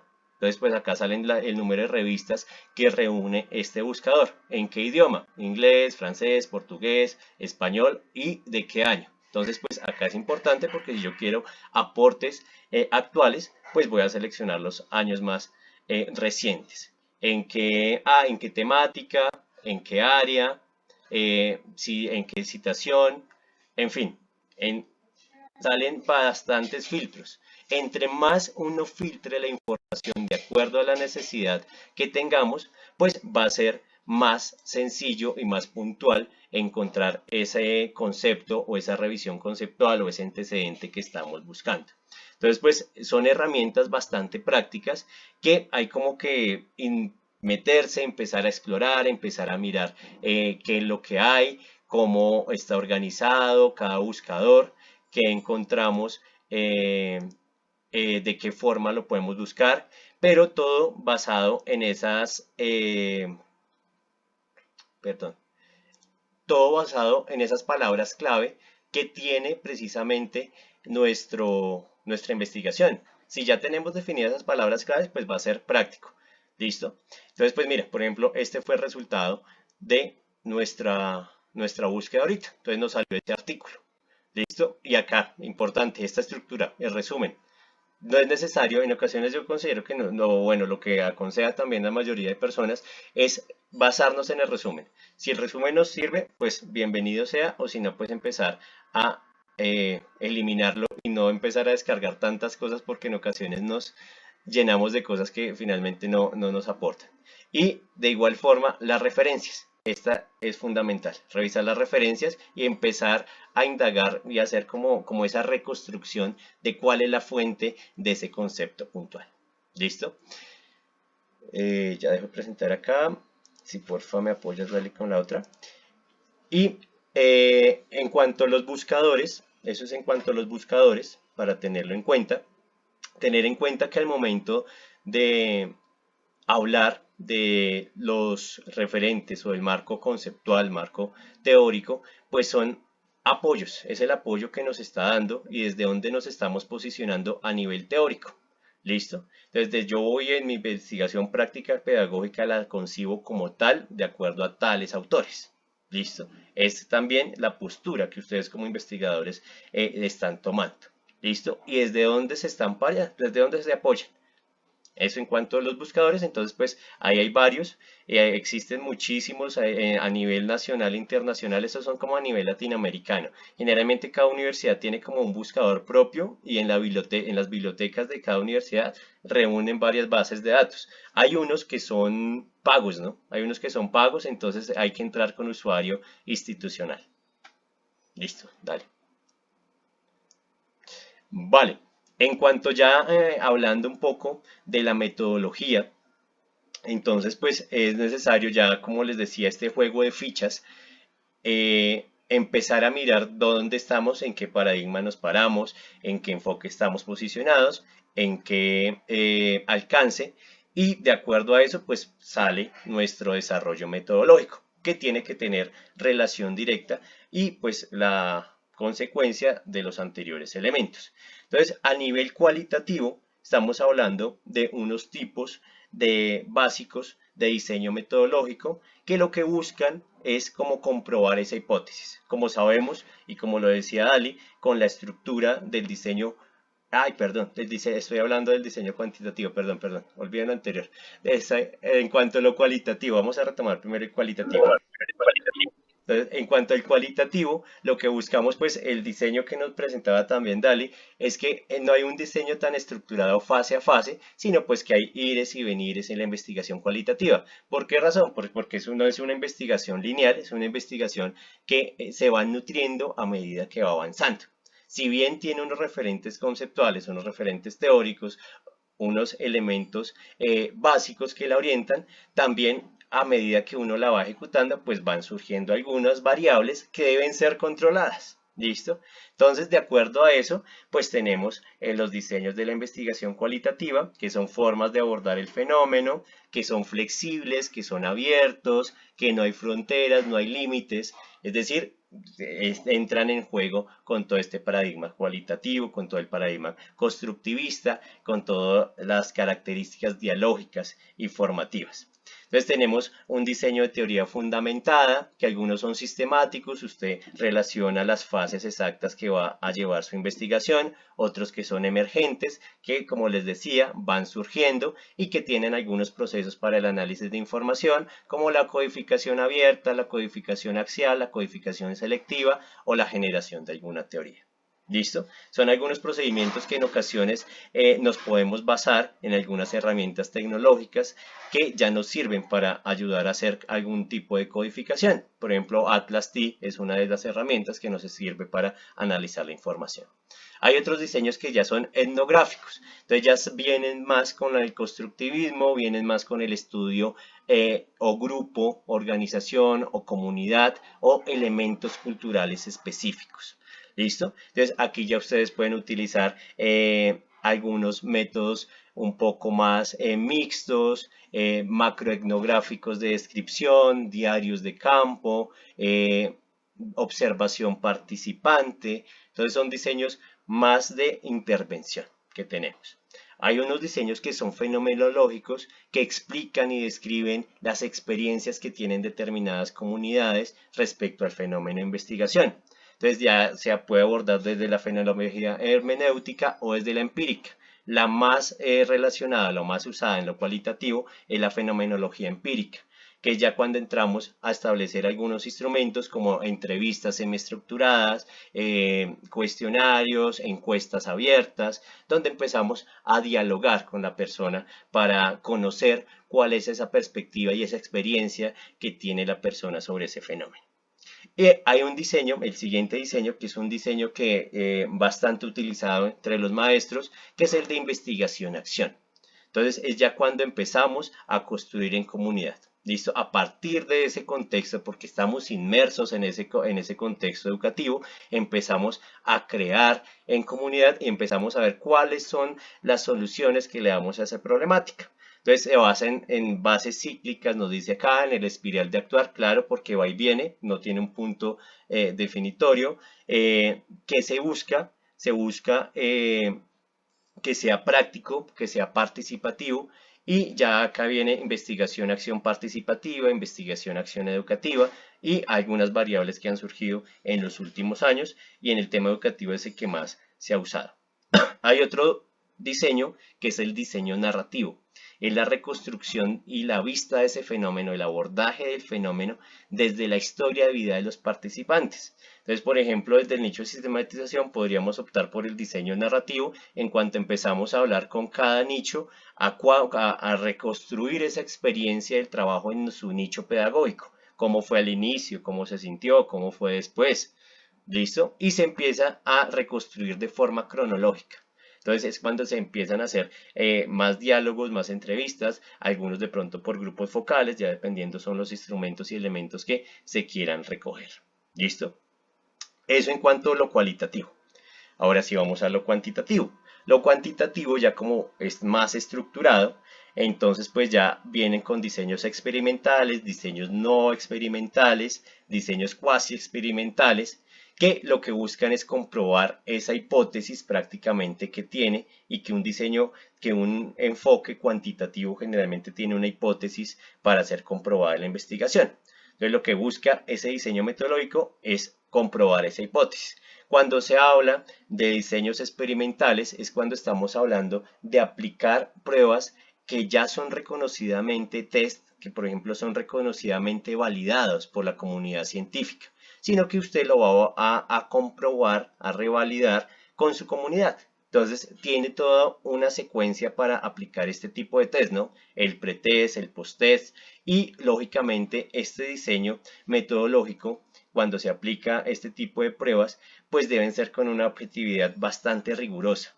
Entonces, pues no es lo mismo uno empezar a hablar con una persona y preguntarle cuál fue su experiencia durante la pandemia para identificar cómo fue su práctica pedagógica, a aplicarle un test con unas variables controladas.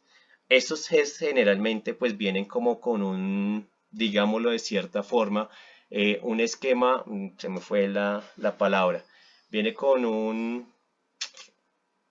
Bueno, con un libreto prácticamente de qué es lo que debes decir al aplicar el test, porque si usted mete unas palabras propias, pues ya daña la muestra.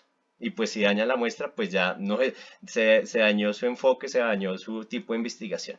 Entonces, esos son los tipos de diseño metodológico experimental. También hay no experimentales, cuando se hacen la recolección en diferentes momentos, también dependiendo si es exploratorio, descriptivo, correlacional, o de no experimental, que son longitudinales o evolutivos. Entonces, a través del tiempo, cómo van cambiando algunas partes del fenómeno específico que se están investigando. Entonces, eso es en cuanto al diseño metodológico cuantitativo. Es importante en el diseño, en los diseños metodológicos, pues tener en cuenta qué tipo de instrumentos o de pronto qué fases van a utilizar para recolectar la información. Yo diría, bueno, yo quiero mirar cómo los estudiantes han cambiado su concepción de práctica pedagógica a la fecha. Entonces, no, yo quiero aplicar primero una encuesta. Después yo quiero hacer unas entrevistas semiestructuradas. Y finalmente yo quiero hacer una entrevista a profundidad. Tendría 3 instrumentos para aplicar. La cuestión sería, ¿en qué momento va a analizar la cantidad de información que van a salir de esos 3 instrumentos? Entonces, en ocasiones nosotros decimos, entre más información, pues mucho mejor, claro, pero imagínese que usted va a hacer esa investigación con 20 niños de un colegio en República Dominicana, 20 en Colombia, 20 en México. O sea, ya son 60 participantes por 3 instrumentos, que cada instrumento le arroje de una duración de 1 hora, cuando va a terminar de transcribir la cantidad de información que le van a arrojar todos esos instrumentos. Entonces, es allí cuando es necesario pensarse, lo que decía ahorita Miladis, en qué tipo de población va usted a trabajar, con cuántos estudiantes. Digamos, me funcionaría un grupo focal para trabajar con 5 estudiantes de cada país. Claro, es válido. Es válido porque usted está aplicando un grupo focal y le está aplicando esos instrumentos a un grupo focal. Entonces, y da igual, de pronto solamente pues, es necesario utilizar un instrumento, digamos, o 2 instrumentos. Una entrevista semiestructurada le arroja una cantidad de información bastante amplia que usted después tiene que codificar y ya después puede hacer una entrevista a profundidad. Entonces es bueno, importante de acuerdo al diseño metodológico, mirar qué instrumentos de recolección de información lo va a hacer y cómo lo va a analizar. Entonces, ¿qué es lo fundamental? ¿Cómo puedo analizar esa información? Siguiente, Dali, por favor. De esa forma, pues hablamos de la población, la riqueza de las poblaciones que tienen nuestros proyectos de nichos pedagógicos es bastante amplia y pues por eso es necesario delimitarla, caracterizarla. Listo, por ahí veíamos en un objetivo que ya se había delimitado a estudiantes de determinados colegios y determinado ciclo educativo. O sea, ya se empieza a delimitar un poco, a caracterizar qué características tienen esos participantes. Así como es una riqueza, es importante y es bueno resaltar esto en nuestro documento, nuestros proyectos de investigación y en las ponencias que van a salir. ¿Por qué razón? Porque ahí es donde va a estar la riqueza y las comparaciones que se van a dar. Entonces, ¿cómo son las poblaciones en México? ¿Cómo son las poblaciones en Bogotá? ¿Cómo son las poblaciones en República Dominicana? ¿Qué características tienen? Porque también van a ser resultados bastante diferentes de acuerdo a la población. El interactuar con esas poblaciones, y es lo que nutre nuestra investigación educativa, la interacción constante con la población. Y pues que son grupos que, como les dije al comienzo, tenemos la ventaja que estamos en contacto diario con ellos. En cuanto a cuestiones legales y formales, un consentimiento informado. Vamos a trabajar con estudiantes, listo, con padres de familia en su mayoría. Es necesario que como nicho y de pronto a modo general, para que lo tengamos en cuenta en RIEP, sacar un consentimiento informado. Vamos a trabajar con 5 niños, digamos, de preescolar. Bueno, reúno a los papás, hablo con los papás, les cuento, vamos a estar aplicando esta investigación, por favor, pues vamos a recolectar información y ellos deben firmar ese consentimiento. ¿Por qué razón? Porque son menores de edad. ¿Listo? Y también ese consentimiento informado aplica también cuando trabajamos con adultos. Entonces, pues vamos a utilizar la imagen, vamos a utilizar las respuestas que usted da, pero con tal fin, especificando que nuestra investigación tiene tal fin. Y también, de pronto, va a ser necesario pasar una carta de presentación a las directivas de la institución explicando que vamos a ejecutar X o Y proyecto de investigación que tiene tales objetivos y va a ser desarrollado en tales tiempos. Entonces es muy importante contar con esos consentimientos informados y sobre todo un dilema o algo ético, y es que en ocasiones nosotros participamos en investigaciones y como que, oiga, venga, quiere participar en esta investigación, le hago una entrevista, le hago una encuesta, pero jamás volví a saber qué pasó con eso. Entonces, en cuestiones éticas es importante que con la población que realicemos la investigación, posteriormente pues publiquemos unos resultados, hagamos una etapa de socialización de resultados. Después de ya cuando tengamos nuestro material final, decir, mire, los resultados de la investigación fueron estas y usted fue un valioso aporte para esta investigación, para llegar a este punto. Entonces son características particulares y que son importantes tener en cuenta en cuanto a población. Y pues este sea como un esquema general de un proyecto de investigación. Son aspectos generales que hemos puesto aquí, como el título, los autores, el resumen, el abstract, las palabras clave, la introducción, el marco conceptual, el problema de investigación, la pregunta, los objetivos, los antecedentes, lo que acabamos de abordar en esta última parte, diseño metodológico, enfoque, alcance, metodología, población, instrumentos, análisis de datos, el cronograma y sobre todo las referencias. Nos decía Lili ayer que el proyecto de investigación es como el germen de todo y como que es la columna vertebral. Claro, es la columna vertebral porque de allí es cuando se va a despegar todo el desarrollo de la investigación como tal. Luego ya saldrá el informe que posteriormente se convertirá en una ponencia que va a ser lo que vamos a presentar como tal. Entonces, pues, esto es como las maneras a modo general que tenemos sobre el esquema del proyecto de investigación. Uno dirá, uy, juemachica, pero ¿yo en qué me metí? Y uno dice, ¿será que en el aula los maestros investigamos o no investigamos? Y ese es un dilema que se ha discutido bastante en Latinoamérica. Pero si nos damos cuenta, nosotros como maestros, y creo que el otro día, hace unos par de años, hablaba con la doctora Betty, como maestros pues somos sujetos políticos, y como sujetos políticos, sujetos sociales, siempre nos paramos desde una postura, que es nuestro paradigma. Y en nuestra planeación de clase lo hacemos basado en ese paradigma, basado en esa postura. Yo puedo decir que soy constructivista, que eso tiene grandes implicaciones, pero si la práctica es constructivista, pues tiene una metodología también constructivista y usted va a obtener unos resultados. Entonces, sí es posible hacer investigación dentro del aula de escuela, dentro de la escuela como tal, quizá porque se llenan de otros elementos y tenemos elementos que influyen bastante, carga administrativa, aspectos ya de planeación, no más sacar notas, pues ya como que nos rompe como ese, oiga, ya no estoy investigando porque estoy sacando notas, pero no, también es un instrumento de recolección de información, una evaluación es un instrumento de recolección de información. Entonces, son varios elementos, pero si los vemos dentro de nuestra práctica, los estamos desarrollando de cierta medida, no a gran escala, pero sí estamos dando grandes avances a eso. Y con este proyecto de nichos pedagógicos, pues estamos profundizando mucho más. Pues para esta, aunque ya estamos un poquito sobre el tiempo, ¿vale? Entonces, tenemos un ejercicio, es una herramienta que se las queremos proyectar. Permíteme que acá la tengo.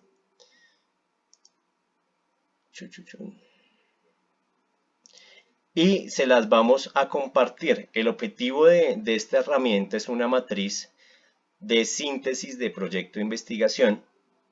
Es que aterricemos esos proyectos que estamos desarrollando. Como les decía, ya tenemos algunos elementos avanzados, tenemos el tema, tenemos el problema, tenemos la población, tenemos quizá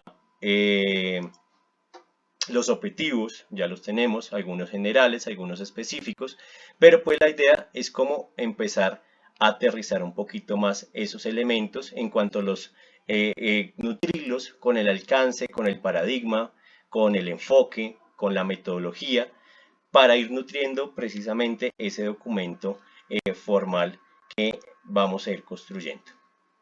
Ya se está viendo, sí. Listo. Entonces, pues esta es la matriz que les queremos compartir. Entonces, hay un ejemplo, el ejemplo que les estaba hablando de prácticas pedagógicas, es una matriz tomada de un seminario de investigación de la Universidad Nacional. Entonces está el interés investigativo, está por qué quiero investigar esto, qué tipo de resultados espero, el paradigma, desde dónde va a comprender los fenómenos, las preguntas de investigación que nos van a orientar a los objetivos, está la metodología, cómo quiero investigar, qué población participará en la investigación, y en la parte de abajo pues ya encontramos algo más preciso, que ya es como sintetizar ese problema de investigación, seleccionar un tipo de alcance. Entonces pues acá seleccionamos qué tipo de alcance tendrá nuestra investigación, Ahí están los alcances que vimos ahorita: explicativo, correlacional, descriptivo, exploratorio, qué tipo de paradigma, los que nos explicaba Ali, constructivismo, teoría crítica, pospositivismo, positivismo, y qué tipo de enfoque. Entonces, mixto, cuantitativo o cualitativo. Esta matriz, pues lo que queremos, el objetivo de esto es como sintetizar toda esa información que ya tenemos en los nichos, que hemos ya plasmado en algunos documentos, que empezamos a dar brochazos en las infografías y pues que queremos empezarla a nutrir. A partir de esta matriz, pues podemos empezar a desarrollar puntualmente nuestro documento. Dali, no sé, entonces, yo creo que la compartimos. ¿Qué opinas? Sí, por respeto pues al tiempo de ustedes, y bueno, sabemos que es un tema súper importante, amplio, que en 2 horas pues no es tan sencillo sintetizarlo, tratamos de hacerlo de la mejor manera, pero creo pues ya como se nos está acabando el tiempo, entonces vamos a compartir el Drive en el chat, obviamente también en los grupos de WhatsApp, para que ustedes puedan en sus siguientes reuniones de nicho la próxima semana, entonces ojalá empezar a diligenciar estos archivos. A ustedes ven abajo las pestañitas, ahí están cada uno de los nichos para que ingresen por favor a la pestaña de su nicho o de su proyecto y puedan entonces empezar a hacer la redacción. Esto va a aterrizar mucho los proyectos de investigación, va a permitir que ustedes puedan avanzar, luego esta misma información la pueden poner dentro del documento que quieran realizar y bueno, siempre pensando en que la rigurosidad que le estamos dando a estos proyectos de investigación nos va a permitir realizar trabajos muy serios, realizar trabajos que realmente nos puedan dar cuenta de lo que nos hemos propuesto, que podamos aportar a los campos de estudio en que cada uno de nosotros nos enfocamos dentro de los nichos y dentro de los proyectos. Y claro está, compañeros, que lo que nosotros también queremos es publicar. Entonces, dentro de esta rigurosidad, pues estamos dando cuenta a todos esos sueños y objetivos que tenemos. Obviamente vamos paso a paso, poco a poco, porque sabemos que todos estamos dando de nuestro tiempo libre para poder llevar a cabo estos proyectos, pero creo que lo estamos haciendo con un compromiso impresionante, con una seriedad y también con un amor por todo esto que nos ha interesado investigar. Entonces ahí ya está el link del Drive para que por favor ingresen con sus nichos y vayan diligenciando el Drive. Si tienen alguna consulta, alguna pregunta, recuerden que cuentan con todo el nicho de sistematización. En este momento el maestro Uriel, el maestro Mauricio y yo, o cualquiera de los coordinadores, o directamente en el grupo de Riel Latinoamérica. Digamos que tenemos muchos canales de comunicación a través del Classroom para que ustedes puedan ahí hacernos sus preguntas, sus consultas y nosotros poder orientar este proceso, aprender de ustedes porque estamos aprendiendo impresionantemente de las propuestas que están haciendo. Y nada, pues la invitación a continuar asistiendo a los espacios de aprendizaje que se vienen esta semana, que como recordaba Mauro, tenemos el martes con Goretti, cerramos el espacio de aprendizaje de norma Zapa, que es esencial. El viernes cerramos el espacio de escritura académica, que también, como ustedes vieron ayer, no pude participar, pero sé que estuvo espectacular y que estuvo muy interesante el trabajo que hizo la maestra Ana Lilia. Y el otro sábado trabajaremos entonces con los proyectos de innovación, que independientemente que hayamos elegido proyectos de investigación, creo que nos viene muy bien a todos nosotros porque es una de los ejes de nuestro colectivo de maestros, que es la investigación y la innovación. Entonces, a todos muchísimas gracias por su tiempo, por su disposición. Y pues dejamos abierto el micrófono para que escuchar sus observaciones, sus aportes, sus sugerencias, porque bueno, estamos creciendo con ustedes y en este espacio de Classroom también estamos ahí tratando de compartir todo esto que estamos haciendo y bueno, pues el espacio es de ustedes. Bueno, yo sin clásica novedad. está abierto.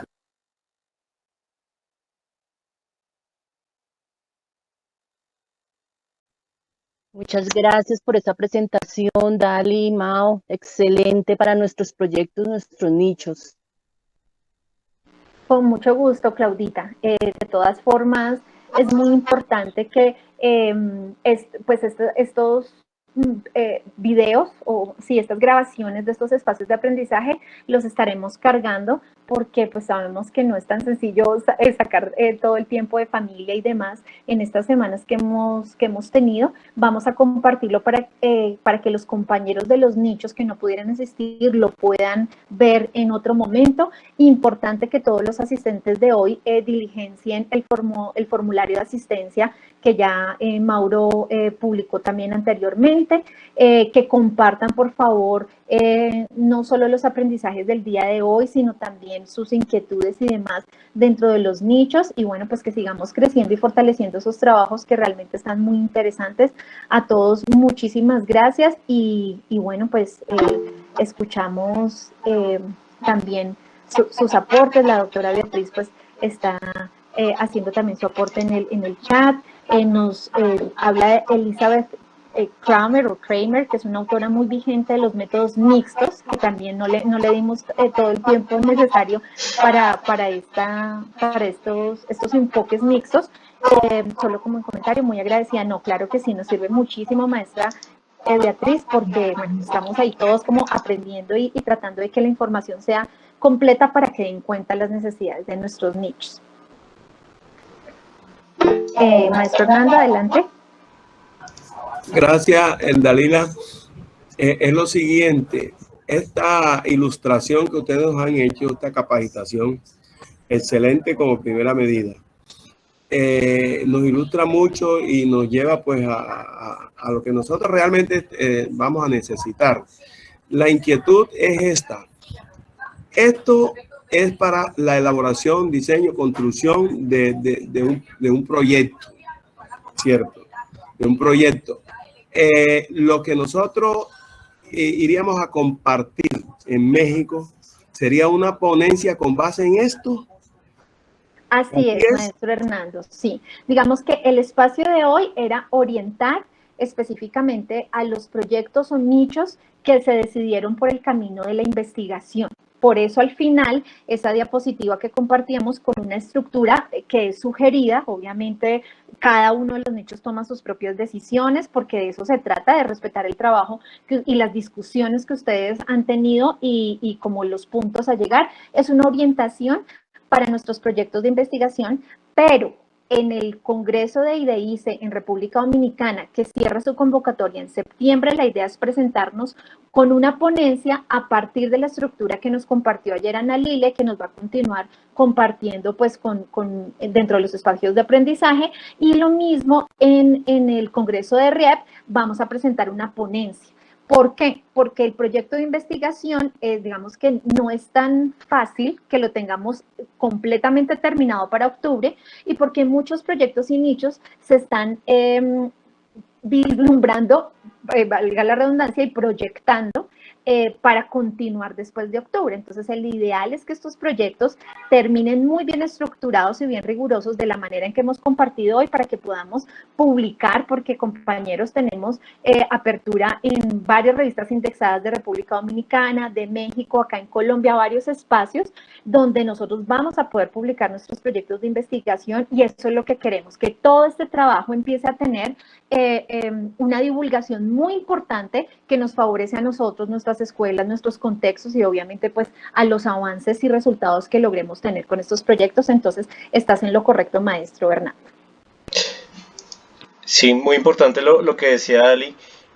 Sabemos que de aquí a octubre muchos proyectos no van a estar concluidos, entonces pues por eso hemos insistido en que cada nicho lleva su ritmo y pues no es una presión, una camisa de fuerza, no, es que tiene que ya tenerlo concluido, no, la idea y todas esas herramientas es que poco a poco pues lo vayan construyendo con base en esos elementos que estamos dando y pues que lo vayan estructurando. Y pues llegado el caso, como decía Ali, ya hay unos proyectos de investigación e innovación que tienen una proyección hasta el 2023, hasta junio del 2023, si no estoy mal, vi un proyecto. Entonces la idea es que ya llegado en junio de 2023, ya cuando finalice su proyecto, pues ya diga, mire, este fue mi artículo final y está listo para publicar en alguna revista. Y a eso es lo que le queremos apuntar. Entonces, pues en México, cada nicho va a presentar su proyecto. En el IDEICE, en el Congreso de IDEICE, que va a ser en diciembre en modalidad híbrida, la idea es que cada nicho también presente su proyecto en cómo ha evolucionado, que de pronto de octubre a diciembre ya ha sufrido algún cambio y ya ha avanzado bastante. Y que iniciando el próximo año, pues que ya nos digan, oiga, ya por fin terminé mi proyecto de innovación, de investigación y este es mi artículo.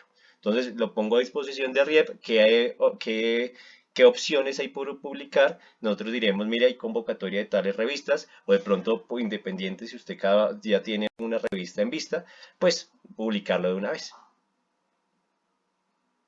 Sí, digamos que otra cosita que no quiero dejar por fuera, Mao, antes pues de despedirnos y de nuevo darles las gracias por su disposición y compromiso.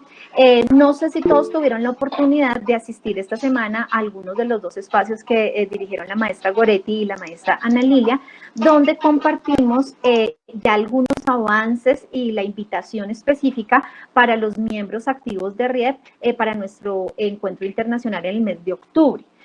Importante ya que desde cada país, bueno, primero al interior de cada nicho, ustedes ya vayan definiendo quiénes van a asistir presencialmente en octubre al Congreso, bueno, al encuentro internacional, que también le vayan comunicando a sus coordinadores de país, de RIEP de su país, quienes tienen esa inquietud y ya tomaron esa decisión de ir a ser felices esa semana larga en México.